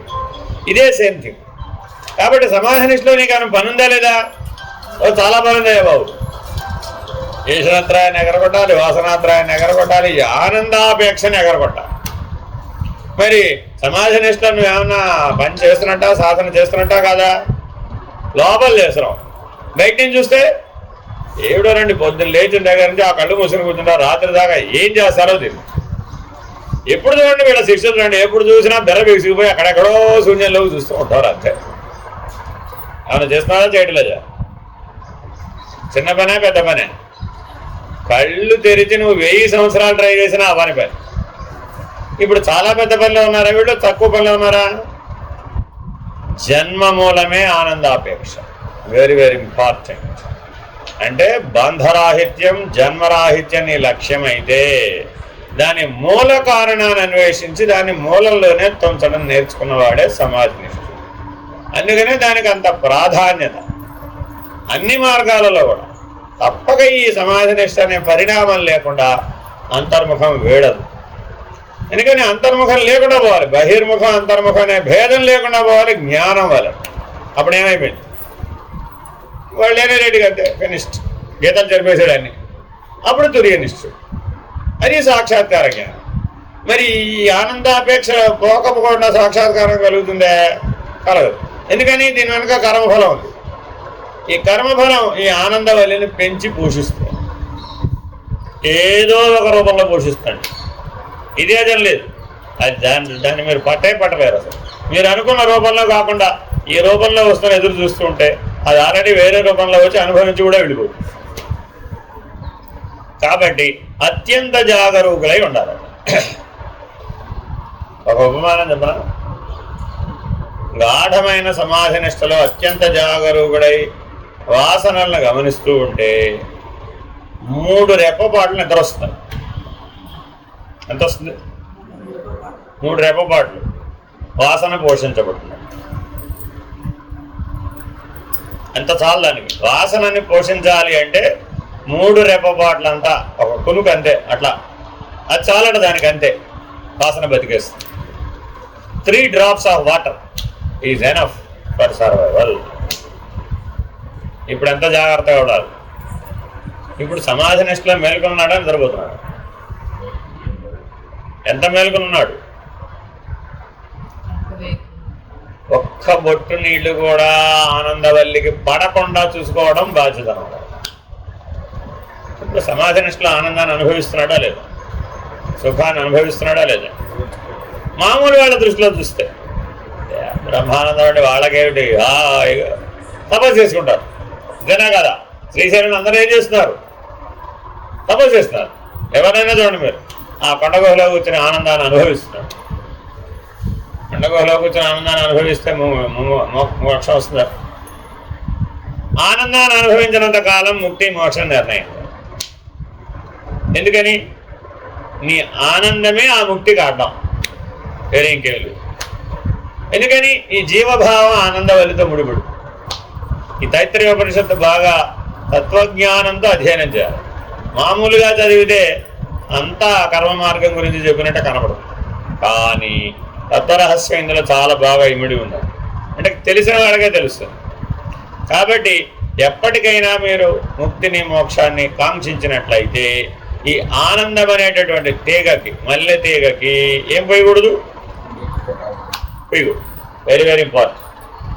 శ్రోత్రియుడు పాపరహితుడు కామనారహితుడైన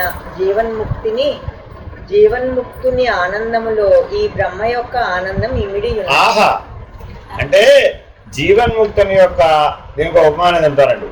జీవన్ముక్తుడైనటువంటి వాడు రెప్పపాటులో అనుభవించే ఆనందం సత్యలోకంలో కల్పాంతం వరకు అనుభవించే ఆనందంతో సమానం.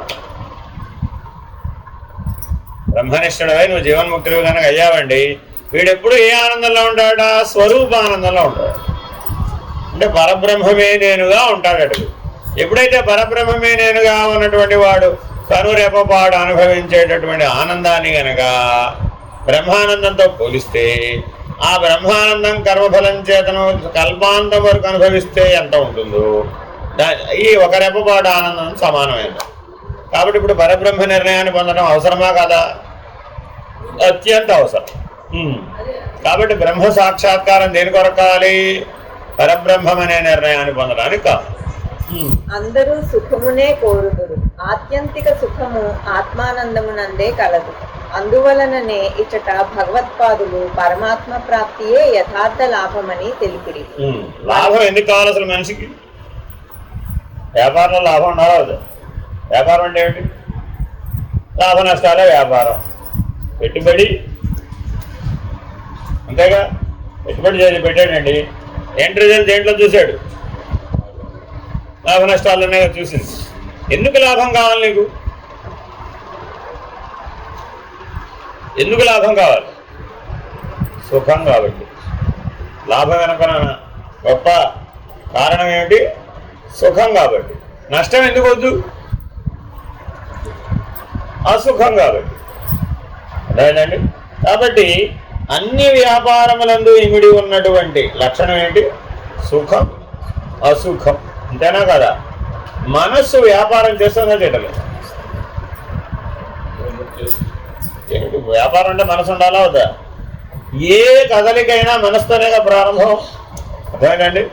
మనసు విషయముల వైపు వెళ్ళడమే వ్యాపారం అంటే. భౌతికంలో మీరు చేసే వ్యాపారాలు కావట.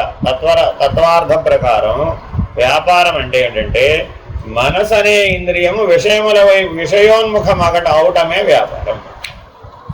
అర్థమైందండి. భక్తుడికి ఈ మనసు విషయముల వైపు వెళ్ళాలా, పరమాత్మ వైపు వెళ్ళాలా? అంటే విషయోన్ముఖమైన మనస్సుని ఆత్మాభిముఖంగా మార్చుకున్నాడు భక్తుడు, లేదా ఈశ్వరాభిముఖంగా మార్చుకున్నాడు. మార్చుకుంటే మనసు యొక్క వ్యాపారం ఒడిగినట్లా పెరిగినట్లా? మనోవ్యాపారం పెరిగినట్లా ఉడిగినట్లా? గ్యారంటీ అనా? గ్యారంటీ ఏనా? నైవేద్యానికి బెల్లం ముక్క లేకపోతే ఏం చేయాలి? తెలియదుగా వాడికప్పుడు కాబట్టి వాలిన భక్తి అనే మాటతో భాగవతంలోనూ అవ్యభిచారి భక్తి అనేటటువంటి నారద భక్తి సూత్రాలలోనూ దాన్ని పెట్టారు. అంటే అర్థం ఏమిట? ఆనందాపేక్షతో చేయబడేటటువంటి కర్మలో భక్తి భాగం. ఈశ్వరుడిని నీ మనసుని తెలియకుండానే ఏం కోరుతుంది? ఈ దుఃఖం పోవాలి, కొత్త దుఃఖం రాకూడదు, ఉన్న దుఃఖం పోవాలి, కొత్త దుఃఖం రాకూడదు అని భక్తిలో అంతర్లీనంగా మనసు ఈశ్వరుని ప్రార్థిస్తున్నాడు. ఎందుకయ్యా నీకు ఈశ్వరుడితో ఏం పని? మామూలుగా ఈశ్వరుడితో ఎవరికి పని లేదు కదా, నీకెందుకు ఈశ్వరుడితో పని? సాధారణంగా ఈశ్వరుడి జోలికి గురువు దగ్గరికి వెళ్ళిన వాళ్ళందరూ బాధ లేనిదే బోధ కుదరదు, ఏదో ఒక బాధతో వేదనతో వస్తారు. ఇటువంటి ఏం చేయాలి? ఉన్న దుఃఖం పోవాలి, కొత్త దుఃఖం రాకూడదు. మరి ఇది అవ్యభిచారి భక్తి అవుతుందా? అవుతుంది కదా. కాబట్టి చాలా జాగ్రత్తగా మనోవ్యాపారమును ఉడిగింపజేయాలి. కాబట్టి లాభము నష్టము అనేవన్నీ కూడాను అంతర్ముఖంలో కూడా ఉంటాయి, బహిర్ముఖంలోనే కాదు. యథార్థ లాభం దేంతో ముడిపడింది? పరమాత్మ ప్రాప్తితో కదా. మనస్సును జయించిన వాడే జగత్తును జయించిన వాడనిది గురువు గారైన వశిష్ఠుల వారితో శిష్యుడైన రాముడు చెప్పినదేమనగా, ప్రపంచంలోని ఏ కార్యమునైనా చేయగలను గాని మనస్సును జయింపలేకున్నాను అనెను. ఎవరు? రాముడు. మనమెంత అవతార పురుషుడైన రాముడు యోగ వాసిష్టం చెప్పమని అడిగిన అభ్యర్థనట. లోకానందా నా యొక్క ధనుర్విద్య ద్వారా జయించగలను కానీ మనసును జయించలేకుండా ఉన్నాను, మనసును జయించే మార్గం చెప్పమని వశిష్ఠ మహర్షి, గురువు అయిన వశిష్ఠ మహర్షిని అడిగాడట రామచంద్రమూర్తి. మనం కూడా ఏమడుతున్నాం ఇప్పుడు? Same situation. అర్జునుడు కూడా కృష్ణునితో గాలిని గుప్పెడలో బంధించుట వల్లే మనస్సును జయించుట కష్టమని. వాడికి సేమ్ ప్రాబ్లం విత్ అర్జున. త్రేతాయుగంలో అదే ప్రాబ్లం, ద్వాపరయుగంలో అదే ప్రాబ్లం, కలియుగంలో కూడా సేమ్ ప్రాబ్లం. సరిగ్గా చెప్పాలంటే మనస్సు అపంచీకృత పంచభూతములతో చేయబడిన పదార్థం. సర్వవ్యాపకమైన ఆత్మ యొక్క స్ఫురణచే పూర్వపు సంస్కారముల వలనను మనస్సు పరిపరి విధముల పోవుచున్నది. సరిగ్గా చెప్పాలంటే మనసు ఎంతో తయారైనప్పుడు మనమేమనుకుంటున్నాం? అయిపోయింది. ఒక్క దృష్టి భేదమే ఈ సమస్యకు మూల కారణం. మనసు యొక్క మూల వస్తువు అపంచీకృతం. అపంచీకృతంగా ఉన్నప్పుడు మనసు కదిలే అవకాశమే లేదు, అంతఃకరణం కదిలే అవకాశమే లేదు, మనోవ్యాపారానికి అవకాశమే లేదు. పంచీకృతమైంది, ఏమైపోయింది? అప్పుడు కదలటం, పరిగెట్టడం, నిన్ను పరిగెట్టించడం మొదలు, జ్ఞాతను పరిగెట్టించడం మొదలు. కాబట్టి ఎప్పుడు నీ దృష్టి దేని పెట్టాలంటే ఇప్పుడు పంచీకృత భాగముల మీద నుంచి అపంచీకృత భాగముల వైపు మరలించాలి. మరి సాంఖ్య విచారణ అవసరమా కదా? ఇందుకు తెలియాలి సాంఖ్య విచారణ. నువ్వు ఎట్లా ఆలోచించాలంటే అంటే ఏదైనా నీకు కలిగిందండి, పంచీకృత ఈ ఒక్కటే తెలిస్తే చాలు నీకు. అపంచీకృతం మీద దృష్టి పెట్టావు, ఫినిష్, మనసు ఉడిగిపోతుంది, ఏం చేయక్కర్లేదు. మనోజయము సాధించాలనుకున్నవాడు దృష్టి ఎప్పుడు దేని పెట్టాలడా? అపంచీకృత భాగమే పెట్టాలి. మనసు ఉడిగిపోతుంది. మనోవ్యాపారం ఉడిగిపోతే మనోజయం, మనోజయం వస్తే సమాధినిష్ట, సమాధినిష్ట వస్తే సాక్షాత్కారం. అందుకని ఆ తారకం సిద్ధించాలంటే ఈ సాంఖ్యం తెలిసిన వాడికి ఆ తారకం సిద్ధిస్తుంది అని వశిష్ఠ మహర్షి యోగ వాసిష్టంలో రామచంద్రమూర్తికి చెప్పారు. అదే విషయం భగవద్గీతలో సాంఖ్య యోగంలో పరమాత్మ అర్జునుడికి బోధించారు. సర్వవ్యాపకమైన ఆత్మ యొక్క స్ఫురణచే వివేకవంతుడు తన యొక్క స్వరూపమైన ఆత్మయందు చలనము లేదనియు, చలనము గల మనస్సు ఇంద్రియములు తన స్వరూపము కాదని తెలుసుకొని నిశ్చల భక్తితో ఆత్మానుసంధానము చేయుచుండును. దీనినే గీతయందు అభ్యాస వైరాగ్యముల ద్వారా మనస్సును జయింపవచ్చునని తెలిపిరి. అవివేకులకు భగవదనుగ్రహం కలిగిన పశుపుత్ర దారాధానము వలన దెబ్బలు తగిలిన వైరాగ్యము కలుగును. బురదలోని పందికి బురదయే ఆనందము. అట్లే అవివేకులకు ప్రాపంచిక విషయములే రుచించును గాని భగవద్ విషయములు కావు. మనస్సును జయింపనంత వరకు సుఖము లేదు. కనుకనే మనస్సును జయించిన వారే జగత్తును జయించిన వారనిరి శ్రీ భగవత్పాదులు. కాబట్టి సాధనలందు ముఖ్య సాధనంబు అది దేని మీద దృష్టి పెడితే పని అవుతుంది? అపంచీకృత భాగమైనటువంటి ఆత్మయందు బ్రహ్మమునందు దృష్టి నిలిపితేనే అది సాధ్యమవుతుంది. సాక్షాత్కార జ్ఞానం చేత మనసు తాను లేనిదైపోతుంది. ఉన్నదేమిటప్పుడు ఆత్మ. మనసు కనుక తప్పుకుంటే, అంతఃకరణం తప్పుకుంటే ఉన్నది ఆత్మస్వరూపమే. దానికోసం ఏం ప్రయత్నం చేసేది ఏం లేదు. దీన్ని తప్పించడానికే ప్రయత్నం. భగవాన్ బాబా వారు ఏమంటారు? నీ సాధనలన్నీ ప్రయత్నములన్నీ అనాత్మను తొలగించడం కొరకే కానీ ఆత్మను పొందుటకు మన వాళ్ళు ఎవరో పెట్టారు ఏమేనండి. ప్రతి ప్రయత్నము కూడా అనాత్మ భావాన్ని తొలగించడానికి, ఆత్మభావాన్ని పొందడానికి నువ్వు ప్రత్యేకంగా చేసేది ఏంటి? ఉన్నది తెలుసుకోవడం, ఉన్నది ప్రకాశం, ఉన్నది సాక్షి, ఉన్నది ఆత్మ, ఉన్నది బ్రహ్మం. ఎక్కడెక్కడ దాని చేత మధ్యలో అడ్డం వచ్చేదంతా ఆవరణ దోషం. ఆ ఆవరణ దోషం కనుక నివర్తించేస్తే ఉన్నది బ్రహ్మమే. శూరాన్ మహాశూరతమోసికో వా నోజబాణైర్విధితో నయస్తు ప్రాణ్యో అధధీరశ్చ సమస్తు కో వా ప్రాప్తో నమోహం నరనాకటాక్షైః. వీరులలో మహావీరుడెవడు? కామబాణముల ద్వారా పీడితుడు కానివాడే వీరుడు. బుద్ధిమంతుడు, సమదర్శి మరియు ధీరపురుషుడెవడు? స్త్రీల కటాక్ష దృష్టి ద్వారా మోహము కలిగనివాడే బుద్ధిమంతుడు. ఈ మనస్సుకి అధిష్టాన దైవం ఎవరు? మన్మధుడు. మన్మధుడు ఎవరి పుత్రుడు? విష్ణుమూర్తి, నారాయణ పుత్రుడు మన్మధుడు. అంటే సకల చరాచర సృష్టి స్థితికారకుడు ఎవరు? విష్ణుమూర్తి. ఎలా పోషిస్తున్నాడు ఆయన? ఆయన ఏం చేశాడంటే ఓ దేవతను సృష్టించాడు. వీళ్ళందరినీ గమనించాలన్నా నా వల్ల కాదు. ఏం చేశాడు? నువ్వు వెళ్ళు, నీకు స్థానం ఎక్కడంటే సకల జీవరాశి యొక్క మనస్సే నీ స్థానం. వెంటనే మన్మధుడు ఎందులో చేరిపోయాడు? పంచబాణుడు అని పేరు ఈయనది. 5 ఉంటాయండి ఈయన దగ్గర. ఏమిటమ్మా అవి? 5 పుష్పబాణాలు. అశోక పుష్పం. పంచ విషయాలని మామూలుగా తత్వంగా అంటాం, పౌరాణికంగా కూడా చెప్పే పద్ధతి ఉంది. మన్మధుడు పంచబాణుడు అండి, 5 పుష్పబాణాలను కలిగి ఉంటాడు అన్నమాట. మామూలుగా మన్మధుడు ఒక బాణం విడిచిపెడితేనే ఆ జీవి ఆ మన్మధుడు కలిగించే తాపమును తట్టుకోలేడు. అటువంటిది ఈశ్వరుడి మీద 5 బాణాలు ప్రయోగించాడు. ఎందుకనిట డౌట్ వచ్చినాడు మన్మధుడికి. ఆ సంఘటన చెప్తున్నాడు అనమాట. మన్మధుడు ఎలా లేకుండా పోయాడు. ఆయనేమో మన్మధుడిని సృష్టించి జీవులందరినీ పోషించడానికి వాడితే ఈయనేం చేశాట? ఆయనకున్నటువంటి శక్తిని అందరేళ్ళు దేవతలందరేళ్ళు అడిగారు, మేము ఎంత ప్రార్థించడానికి కదలలేదయ్యా బాబు, ఆయన బయటకు వస్తే కానీ ఈవిని పెళ్లి చేసుకోడు, ఈవిని పెళ్లి చేసుకుంటే కానీ వాడిని కనడు, కంటే కానీ వాడు కానీ ఆ అయోనిజుడైనటువంటి వాడు కానీ రాక్షస సంహారం చేయలేడు. ఆ వరం ఆయన ఇచ్చాడు సమాధి నిష్టలోకి వెళ్ళకముందు. ఇప్పుడేమో ఒక యుగ పర్యంతం ఆయన కదలకుండా కూర్చున్నాడు. ఈశ్వరుడు ఎంతసేపు సమాధి నిష్టలో కూర్చున్నాడండి? ఓ యుగ పర్యంతం కూర్చున్నాడు. ఇప్పుడు ఈ యుగ పర్యంతం వీళ్ళ బాధంతా మనం పడవలసి వస్తుంది.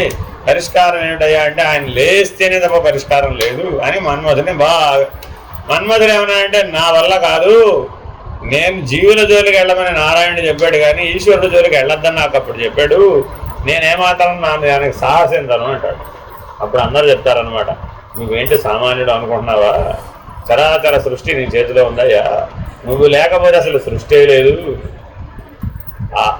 ఆ కామం అనేటటువంటి బాణం నీ చేతిలో నుంచి విడవకపోతే అసలు ఈ ఔరసపుత్రులందరూ ఎక్కడికి వచ్చారు? వారసత్వం అనే దానికి అవకాశమే లేదు.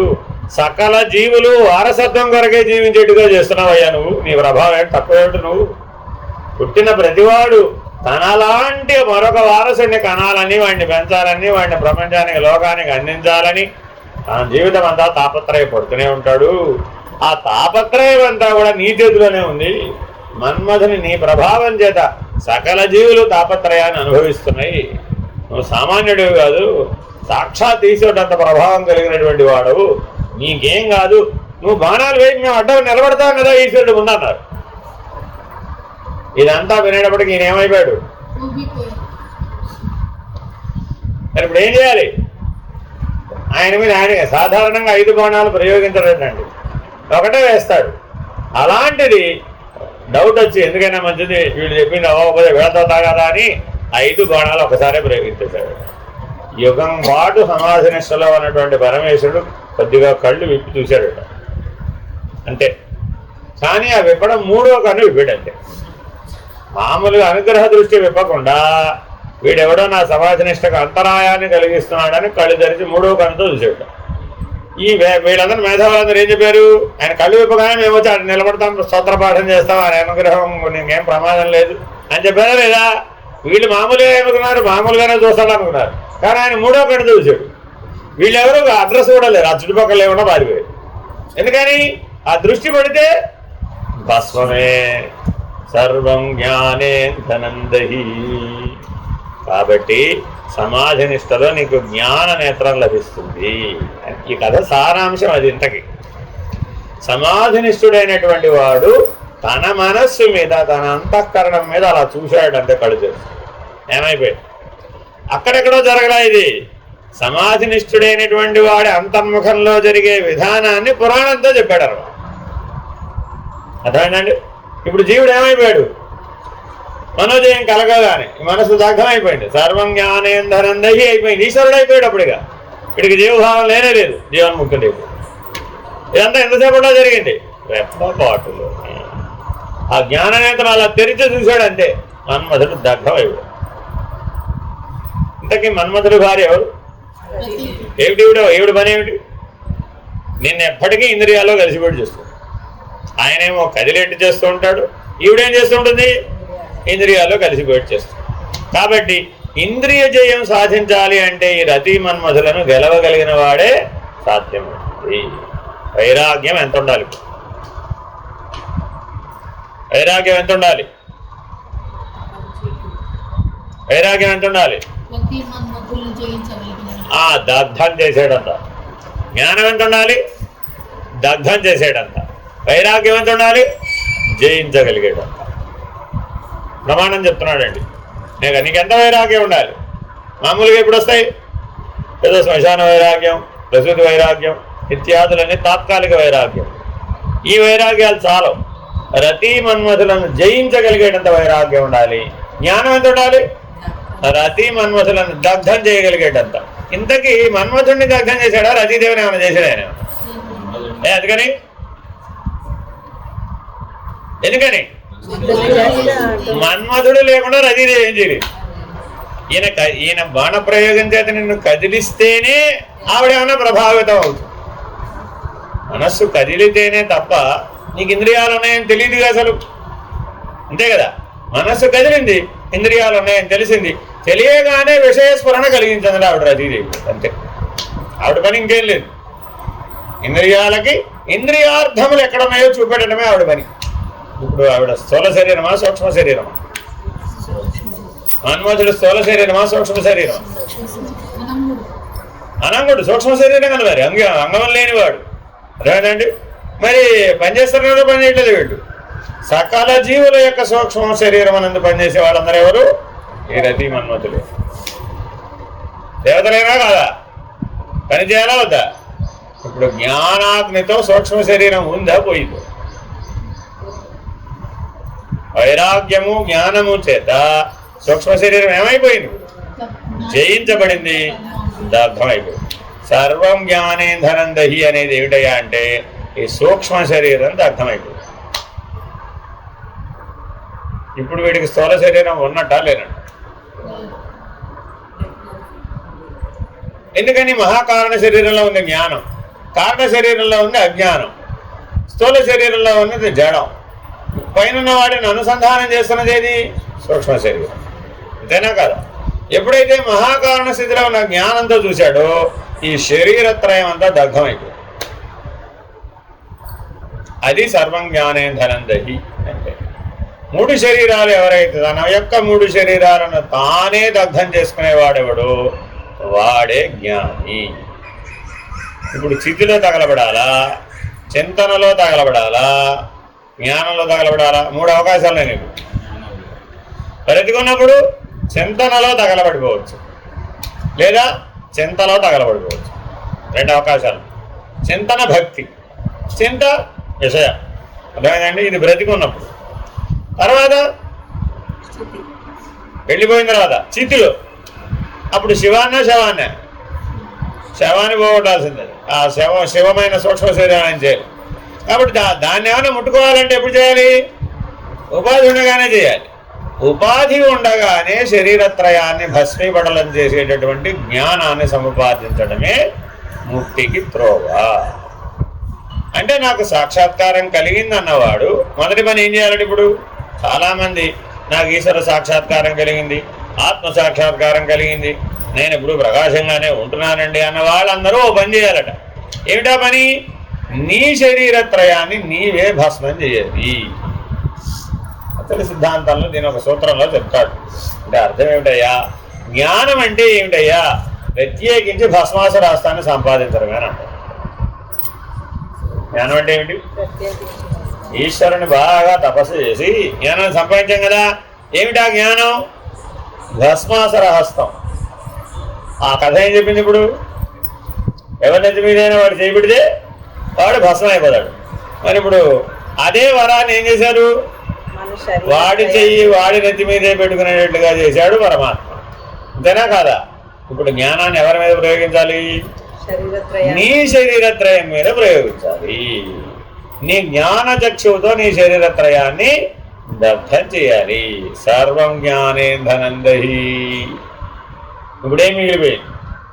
మహాకారణం మాత్రమే ఉంది. ఈ మూడు ఉంటే కదా అది మహాకారణం. మూడు శరీరాలు ఉంటే అది నాలుగవ శరీరం. మూడు శరీరాలు దగ్ధమైపోతే అదే మొదలు. అర్థమైందండి? కాబట్టి ఇప్పుడు నువ్వు ఎష్టా సమిష్టా? సమిష్టే. అసలు సమిష్టిలో ఉన్న ఎష్టన్న వాడు అక్కడ ఇప్పుడు లేదుగా. ఇప్పుడుగా శరీరత్రయం ఎప్పుడైతే దగ్ధమైపోయిందో ఇప్పుడు వాడు ఎష్టా సమిష్టా? ఉన్నట్టా పోయినట్టా? ఉన్నట్టా పోయినట్టా? శరీరత్రయం దగ్ధమైపోతే ఉన్నట్టా పోయినట్టా? ఉన్నట్టా పోయినట్టా? శరీరత్రయం లేదమ్మా. ఆత్మసాక్షాత్కార జ్ఞానం లభిస్తే ఆ జ్ఞానాన్ని ఉపయోగించి శరీరత్రయాన్ని దగ్ధం చేశాడండి. ఇప్పుడు వాడు ఉన్నట్టా పోయినట్టా? అదంతా చెప్పలేదు. ఉన్నట్టా పోయినట్టా? చూడు ఎంత మెలికలు ఇదంతా కూడా. ఈ గొడవంతా ఎందుకని? అందుకనే సన్యాసం దేంతో ప్రారంభిస్తారంటే ఎవరికి వాళ్లే పిండ ప్రదానం చేసేస్తారు. ఫినిష్డ్. తర్వాతే సన్యాస దీక్ష. జయాది హోమం చెయ్యాలి అంటే ముందు తనకు తాను శ్రాద్ధ తర్పణాలను విడిచిపెట్టుకుంటాడు. అయ్యో కొట్టి పిండ ప్రదానం కాదని తర్పణాలతో సహా విడిపించేస్తాడు తానే. ఎవరు? శరీరత్రయాన్ని దగ్ధం చేయడానికి సిద్ధపడటమే సన్యాసం. ఆత్మజ్ఞానం చేత శరీరత్రయాన్ని దగ్ధం చేయడమే సన్యాసం. ఇది తత్వజ్ఞానం చెప్పే నిరూపణ. అందుకే ప్రతీకాత్మకంగా సన్యాస దీక్షలో ఇవన్నీ ఉంటాయి. ఏమిటి? శిఖా యజ్ఞోపవీతములు విడవడం, వస్త్రాన్ని విడవడం, శరీరాన్ని వస్త్రంగా చూడడం, విభూతిని మాత్రమే అలంకారంగా భావించడం, ఇంకేమిటి? తనకు తానే శ్రాద్ధకర్మ నిర్వహించుకోవడం, జయాది హోమం నిర్వహించడం. జయాది హోమంలో చెప్తారు, అష్టదిక్పాలకుల సాక్షిగా నేను లేను. అర్థమైందండి? మనం కూడా రోజు పూజలు చేస్తున్నాం లేదు? పూజలు చేయడం చెప్తున్నాం. అష్టదిక్పాలకుల సాక్షిగా నేను ఈ కర్మ చేస్తున్నాను, బ్రహ్మకర్మ సమారభే అని చెప్తున్నాం కదా. ఇప్పుడు ఆయన ఏం చేశాడు? అష్టదిక్పాలకుల సాక్షిగా నేను లేను అన్నాడు. వాడు సన్యాసి. అప్పుడు ఇస్తారు సన్యాస దీక్ష. అప్పుడు ఇస్తారో దండం కమండలం. అప్పటిదాకా ఎవరు? అర్థమైందా? మరి మానవుడికి సన్యాస దీక్ష ఉత్తమమేనా కాదా? ఎవరైనా అంతే. ఎవరైనా అంతే. ఎవరికైనా ఇది కామన్ రూల్. ఇప్పుడు సన్యాసి నేను ఉన్నానని చెప్పాలా పోయానని చెప్పాలా? వర్ధంతి వర్ధతాం. ఇదంతా ఎవరు చెప్పారా అంటే భారతీ తీర్థ మహాస్వామి వారు చెప్పారు. ఆయన వర్ధంతి అంటే వ్యష్టిగా లేకుండా పోయాడు, బ్రహ్మాండం అంతా వ్యాపించాడు. సన్యాస దీక్ష అంటే ఏమిటయ్యా? నువ్వు వ్యష్టిగా లేవు, కేవలం బ్రహ్మాండం అంతా వ్యాపించినటువంటి బ్రహ్మాండ వ్యాప్త దేహాయ, అటువంటి దేహమును జ్యోతిర్మయంగా కలిగి ఉన్నారు. కాబట్టి వర్ధంతి అంటే వృద్ధి చెందటం. మానవులందరూ వర్ధంతి అంటే ఏం చెప్తున్నారు? ఏం చేస్తున్నాడు వీడు ఆ రోజున? వర్ధంతి ఇది వర్ధతాం ఇది వర్ధంతి. అందుకని ఆరాధన అనకూడదన్నారట. ఎందుకు ఆరాధన? అందరికీ ఆరాధనేనా? ఆరాధన ఇది కాకపోవడం ఏమిటి? శ్రాద్ధకర్మ అంటే పితృదేవత ఆరాధన. వాళ్ళని ఎలా అలా ఆరాధన చేస్తున్నప్పుడు కర్మదేవతల నుంచి పితృదేవతల మధ్యలో ఉన్నారు వాళ్ళు, అంతవరకే ఉన్నారు వాళ్ళు. కానీ మరి ఆత్మజ్ఞానం బ్రహ్మజ్ఞానం పొందినవాడు ఆ స్థాయిలో ఉన్నాడు కదా, ఆ పితృదేవతా స్థానంలో ఉన్నాడు. ఆదిత్య స్థానాన్ని అధిగమించి ఉన్నాడు. జీవన్ముక్తుడైనటువంటి వాడు ఆదిత్య స్థానాన్ని దాటినటువంటి వాడు, బ్రహ్మస్థానాన్ని దాటడానికి ప్రయత్నం చేసేవాడు, పరబ్రహ్మస్థితిలో ఉండేటటువంటి వాడు. కాబట్టి అటువంటి జీవన్ముక్తుడికి ఏమని శ్రాద్ధకర్మ నిర్వహిస్తారు? నీ శ్రాద్ధకర్మ అంటే కర్మఫలమును అందుకునే స్థాయిలో లేడు వాడు. అర్థమైనా? సృష్టి కావాలన్నాడు. సృష్టికి ఈవలు ఉంటేనే అవన్నీ వీలవుతుంది. 14 లోకాలలో ఎక్కడో చోటు ఉంటేనే నువ్వు పంపించేటటువంటి శ్రాద్ధ తర్పణాలు వాటిని అందుకోవచ్చు. అది కూడా కొన్ని లోకాల వరకే వీలవుతుంది, కొన్ని లోకాలకు వీలువేదు. మహర్లోకం యువతలే వీలవుతుంది, మహర్లోకం నుంచి పైకి వీలువేదు. కాబట్టి అలా జాగ్రత్తగా ఆలోచించి ఈ విధి విధాన నిర్ణయాలన్నీ ఏర్పాటు చేస్తారు. అంటే సనాతన ధర్మంలో ఏర్పాటు చేసినటువంటి ప్రతిదానికి వెనక తత్వరహస్యమే ఇమిడి ఉంది. ఏం చెయ్యాలనేది స్పష్టమైన నిర్దేశంగా ఉన్నది. ఏమంటే నా జ్ఞానం ఎందుకు? నీ శరీరత్రయాన్ని నీవే దగ్ధం చేసుకోవడానికి. ఇప్పుడు మరి వసంత నవరాత్రులు దేనికోసం చేస్తున్నారమ్మా? వసంత నవరాత్రులు చేస్తారా లేదా? ఇప్పుడు చైత్రమాసం ఉగాది నుంచి శ్రీరామనవమి వరకు చేసేవాడిని వసంత నవరాత్రులు అంటారు, చైత్రమాసం. ఆ వసంత నవరాత్రుల్లో ఆరాధ్య దైవం ఎవరు? కాదు, రతి మన్మథుడు. వసంత ఋతువుకి అధిష్టానం ఎవరంటే రతి మన్మథుడు. అర్థమైందండి? కానీ రతి మన్మథులు ఎవరైనా ఆరాధిస్తారా? అప్పుడు ఏం పెరిగిపోతుంది? జన్మల పరంపర పెరిగిపోతుంది. అందుకని లలితామ్మ వారిని కానీ, రాముడికి లలితకి భేదం లేదు కాబట్టి రామస్య లలిత ఊరకస్య, ఆ రాముడికి లలితకి ఒకే స్వరూపం అని ఇటు రాముల వారిని కాదు. మనకు అందుబాటులో ఉన్న ఆయన రాముల వారు, వారి స్వరూపం లలిత లేదా కాత్యాయని. ఈ వ్రతాలతోటి ఆ వసంత నవరాత్రులు చేస్తారు. ఎందుకని? ఈ రతి మన్మథుల బారి నుంచి తప్పించుకోవాలి. కానీ శాశ్వతమైనటువంటి ముక్తి మోక్షం ఎలా లభిస్తాయి అంటే నీ శరీరత్రయము నీ జ్ఞానాగ్నిలో దగ్ధమైపోవాలి, అప్పుడే అది సాధ్యమవుతుంది. కాబట్టి ఇంత లోతైనటువంటి అర్థంతో ఇవన్నీ ఏర్పాటు చేశారు. చదవండి. వివరణ. పై సమాధానముల వివరణ 3, 6, 8 శ్లోకములలో ఇయ్యబడినది. ఆల్రెడీ ముందు చెప్పేశామండి, అవన్నీ చెప్పుకుంటూనే ఇక్కడ దాకా వచ్చాం. అచట నరకద్వారము నారి అనియు, మద్యము వలనే మోహింపచేయునది స్త్రీ అనియు, కామినీ కాంచనములు త్యాజ్యములని చెప్పబడినది. వానినే ఇచట శబ్దాంతరములలో కామబాణములతో పీడింపబడని వాడు, స్త్రీల కటాక్ష దృష్టి వలన మోహము చెందనివాడు మహావీరుడు, ధీరుడు, బుద్ధిమంతుడు, సమదర్శి అని శంకరులు అనిరి. శాస్త్రములో దీనిని అభ్యాసము అందురు. అనగా చెప్పిన విషయము మరల చెప్పుట. సాధకులకు అన్నిటికన్నా కష్టమైనది మరియు తేలికగా దాటలేని ప్రతిబంధము ఈ కామమే. అందులకే హృదయమునకు హత్తుకొని వైరాగ్యము పెంపొందించుకొనుటకు మరల చెప్పిరి.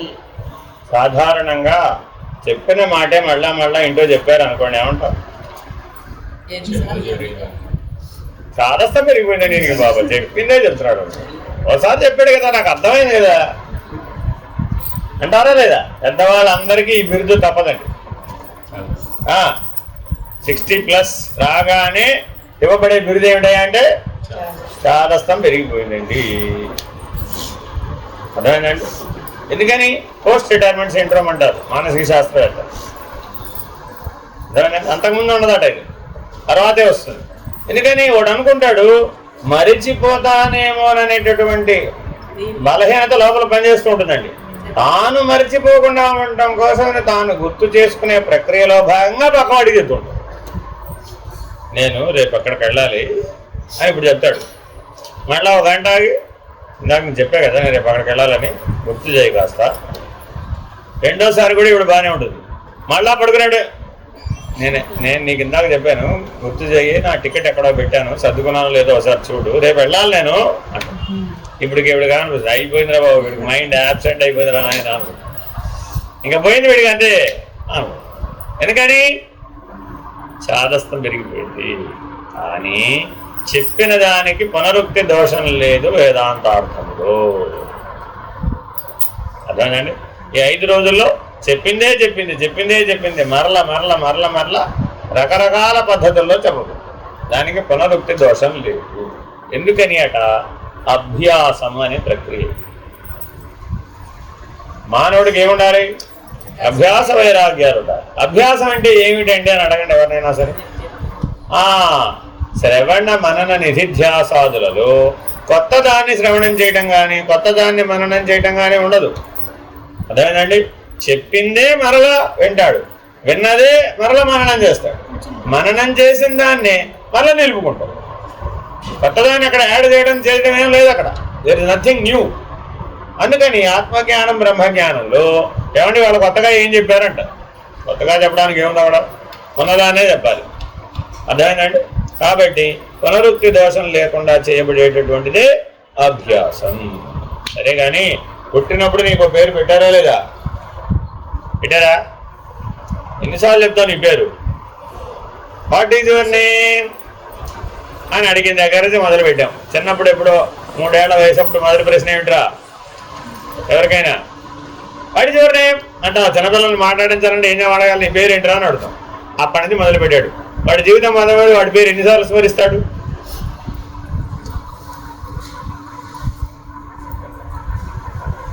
తన పేరు తాను చెప్పుకునేటప్పుడు వాడు ఆనందపడ్డాడో దుఃఖపడ్డాడు? పిల్లాన్ని చూడండి, what is your name answer చేసినప్పుడు వాడు ఏడుస్తూ చెప్పాడా సంతోషంగా చెప్పాడు? ఎప్పుడన్నా అడగనివాడు నీ పేరు అదే పేరే కదా, 1000 సార్లు చెప్పినా అదే పేరే కదా. నీ గురించి నీ పేరు గురించి నీకు తలపుకు రాగానే ఏమైంది? సంతోషమే కలిగింది. అవునా కదా? కలుగుతుందా లేదా? వాస్తవానికి పునరుక్తి దోషం రావాలి. ఎన్నిసార్లు చెప్పినా అదే కదా, దాంట్లో ఏముందని అనాలా వద్దా? అని అనలేదు కదా. అందుకని సన్యాస దీక్ష ఇచ్చేటప్పుడు ఈ పేరు తీసేస్తారు. ఇది దీక్షానామంలో ఉన్న రహస్యం. అప్పటి వరకు నీ లోపల అంతఃకరణంలో వృత్తులన్నీ కూడా ఈ నామంతో అనుసంధానపడి ఉంటుంది. ఇది ఎవరిదండి? వెంకటలక్ష్మి గారిదండి. ఇది వెంకటలక్ష్మి ఎవరు? నేనేనండి. ఇది నేనేనంటమ్మా, మర్చిపోయా. ఏమైనప్పుడు దేంతో సంబంధపడింది? పేరుతో. సన్యాసం ఇచ్చేటప్పుడు ఏం చేస్తారు? అతుచ్ తీసేస్తారు. ఇప్పటిదాకా వ్యావహారికమైన సాంసారికమైన నువ్వు ఏ వ్యాపారంతో ఏ లక్షణాలతో ఏ జీవితం జీవించినా తుచ్ లేదే కానీ ఆ పేరు లేదు, ఆ వ్యవహారం కూడా లేదు అని చెప్పడానికి దీక్షానామం ఇస్తారు. ఇప్పుడు దీక్షానామం ఇచ్చిన తర్వాత ఏం చేయాలి? ఇప్పుడు మనం ఏం చేయాలి?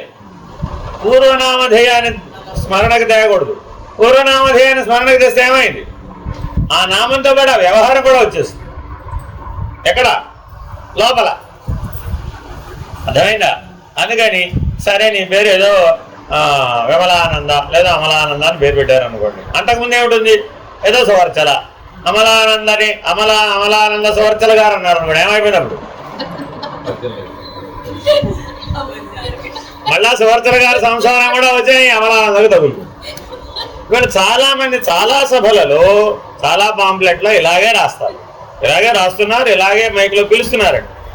ఎందుకని ఏమయ్యా ఎందుకు అలా చేస్తారని ఏమంటే 10 మంది అమలానందన్నారని ఏ అమలానంద రావాలో తెలియదు.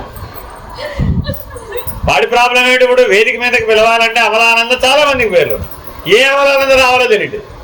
కొన్ని చోట్ల ఏం చేశారు, విజయనగరం అమలానంద గారు రావాలి ఊరి పేరు.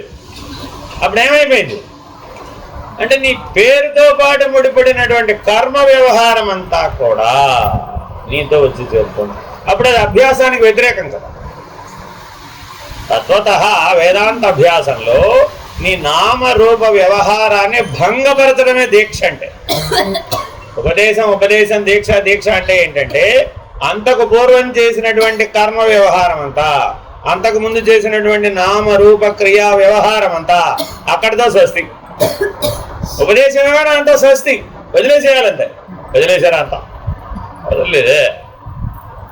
ఉపదేశం పుచ్చుకుంటారు, మళ్ళా నామరూప కర్మ వ్యవహారం చెయ్యాలి కదండి, బాధ్యత కదండి, కర్తవ్యం కదండి.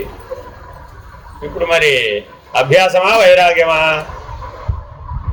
రెంటి కిందకు వస్తుందా? రాదు కదా. అందుకనే సన్యాసం పుట్టిందండి, లేకపోతే అది అంత అవసరం లేదు. ఒకప్పుడు సన్యాస దీక్షలు లేవు. వీడికి ఎన్ని రకాలుగా, ఈ గృహస్థికి ఎన్ని రకాలుగా చెప్పి ఎన్ని రకాలుగా ఉపదేశం ఇచ్చినా కానీ ఏం చేస్తున్నాడు?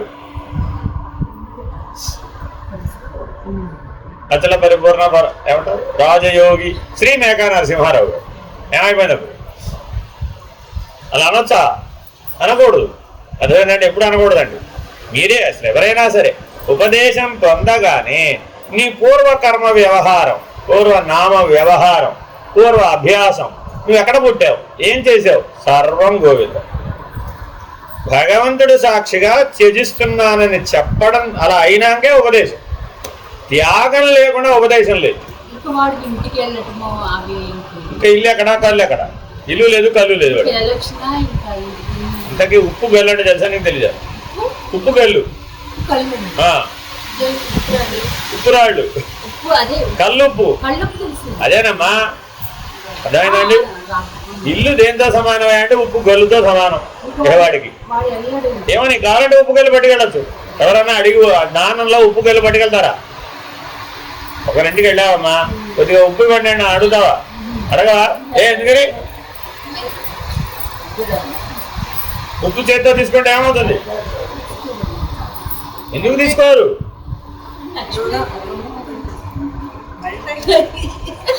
వాటితో నామరూప వ్యవహారంలో భేదం వస్తుంది. దాని ఉప్పు తమో గుణం. అందుకని వడ్డించేటప్పుడు కూడా ఏం చేస్తారు? కొద్దిగా ఉప్పు మళ్ళా వేయండి అని అడగనివారు మిమ్మల్ని, ముందే వేసేస్తాం. అందుకని సుబ్బమ్మ చెంచాడు ఉప్పు వేసేస్తాడు మళ్ళీ అడగడానిక. ఎందుకని? ఆ ఉప్పు అడగడం అజ్ఞానం. అర్థమేనండి ఎంత జాగ్రత్తగా పెట్టారో ప్రతిదాన్ని. అందుకని ఈ నామరూప వ్యవహారం అంతా కల్లుపుతో పోల్చబడు. అది నీడలో వేశారండి, ఏమైపోయింది? కరిగిపోయింది. కానీ నీటికి దాని లక్షణం వచ్చేసింది. అంతకుముందు నీటికి ఆ లక్షణం లేదు. అర్థమేనండి. ఉపదేశం తర్వాత కూడా పూర్వ వ్యవహారం, పూర్వ కర్మ, పూర్వ నామం, తత్సంబంధమైనటువంటిదంతా నిలుపుకున్నట్లయితే ఆ కల్లుపు నీళ్ళ వ్యవహారమే. చూడడానికి నీళ్ళే, తాగితే తప్ప ఉప్పంది. చూడడానికి వీడు ఉపదేశం పొందిన శిష్యుడే, కానీ తరించు. లోకోపకారానికి ఉపయోగమే పడడు. ఎవరికైనా మంచినీళ్ళు ఇచ్చారా? ఇస్తే తాగుతారా? ఉప్పు నీళ్ళు ఇస్తే తాగుతారా? మంచినీళ్ళు ఇస్తే తాగుతారా? ఉప్పు నీళ్ళు ఇస్తే తాగుతారా? ఎందుకని? తాగిన తర్వాత తెలిసింది ఏమని, ఉప్పు నీళ్ళే. అర్థమైందా? కాబట్టి మీరందరికీ ఉపదేశం ఉన్నవాళ్ళు అయితే ఏం చేయాలి? ఇప్పుడు గతం గత అని గతాన్ని త్యాగం చేయాలి. ఉపదేశం క్షణం వరకు లెక్క కట్టి తత్పూర్వమైనదంతా గతం గత అని వదిలేసేయాలి. అందుకని శరీరత్రయం ఎవరికైతే దగ్ధమైపోయిందో వాడికి ఏ నామరూప వ్యవహారము కూడా మిగలదు. జ్ఞానాగ్ని దగ్ధ కర్మాణం అనేటటువంటి అనుభవం కలిగినటువంటి వాడికి ఏ బాధ్యత లేదు, ఏ కర్తవ్యం లేదు. అసలు వాడి జీవుడే కాదు, వాడికి శరీరత్రయమే లేదు. వాడికి ఆనందాపేక్ష లేదు. అర్థమైందండి? వాడికి ఏ రకమైనటువంటి ప్రకృతి సంబంధం లేదు. అటువంటి జ్ఞానాన్ని పొందాలి. కాబట్టి ఆత్మజ్ఞానం, బ్రహ్మజ్ఞానం అభ్యాస వైరాగ్యముల చేతనే సాధ్యమవుతుంది. ఏం అభ్యాసం చేయాలి? సదా నేను ఆత్మస్వరూపుడు, నేను బ్రహ్మస్వరూపుడననే అనుసంధానం చేయాలి, కానీ నామరూప వ్యవహారంతో అనుసంధానం చేయవద్దు. ఏమండి ఆశ్రమం ఎవరు? ఈ ఆశ్రమం ఎవరండి? అయిపోయింది. ఇప్పుడు అయిపోయిందా లేదా? అయిపోయింది. నాకు తెలియదు. ఇప్పుడు మనం ఎక్కడ దాకా తెచ్చాం? ఆశ్రమ వ్యవహారం, సన్యాసాశ్రమ వ్యవహారాన్ని కూడా నామరూపాలకి జోడించి ఏమైపోయినప్పుడు సంసారంలో భాగం అయిపోయింది. కాబట్టి నామరూపాల విషయంలో చాలా జాగ్రత్తగా ఉండాలి. ఎందుకంటే జ్ఞానాగ్నిలో ఇది అర్థమైతే నువ్వు మిగిలిపోయేది సచ్చిదానందుడుగా. సృష్టిలో ఐదే ఉన్నాయి. అయితే సచ్చిదానందం, లేకపోతే నామరూపాలు. ఈ 5 లక్షణాలే ఉన్నాయి సృష్టికి. నామరూపాలను తీసేస్తే సచ్చిదానందం మాత్రమే శేషిస్తుంది. అభ్యాసం అనగా ఏమి అంటే ప్రయత్నించి నామరూప వ్యవహారమును త్యాగం చేయాలి. అదే అభ్యాసం. వైరాగ్యం అనగా ఏమి అంటే పొందిన సచ్చిదానంద లక్షణాన్ని నిలుపుకోవడమే వైరాగ్యం. చూడండి, పైకి ఎక్కే కొద్దీ డెఫినేషన్లు అన్నీ మారిపోతుంటాయి. ఉత్తమ వికాసం, వివేకం పొందే కొద్దీ డెఫినేషన్ మారిపోతుంటుంది.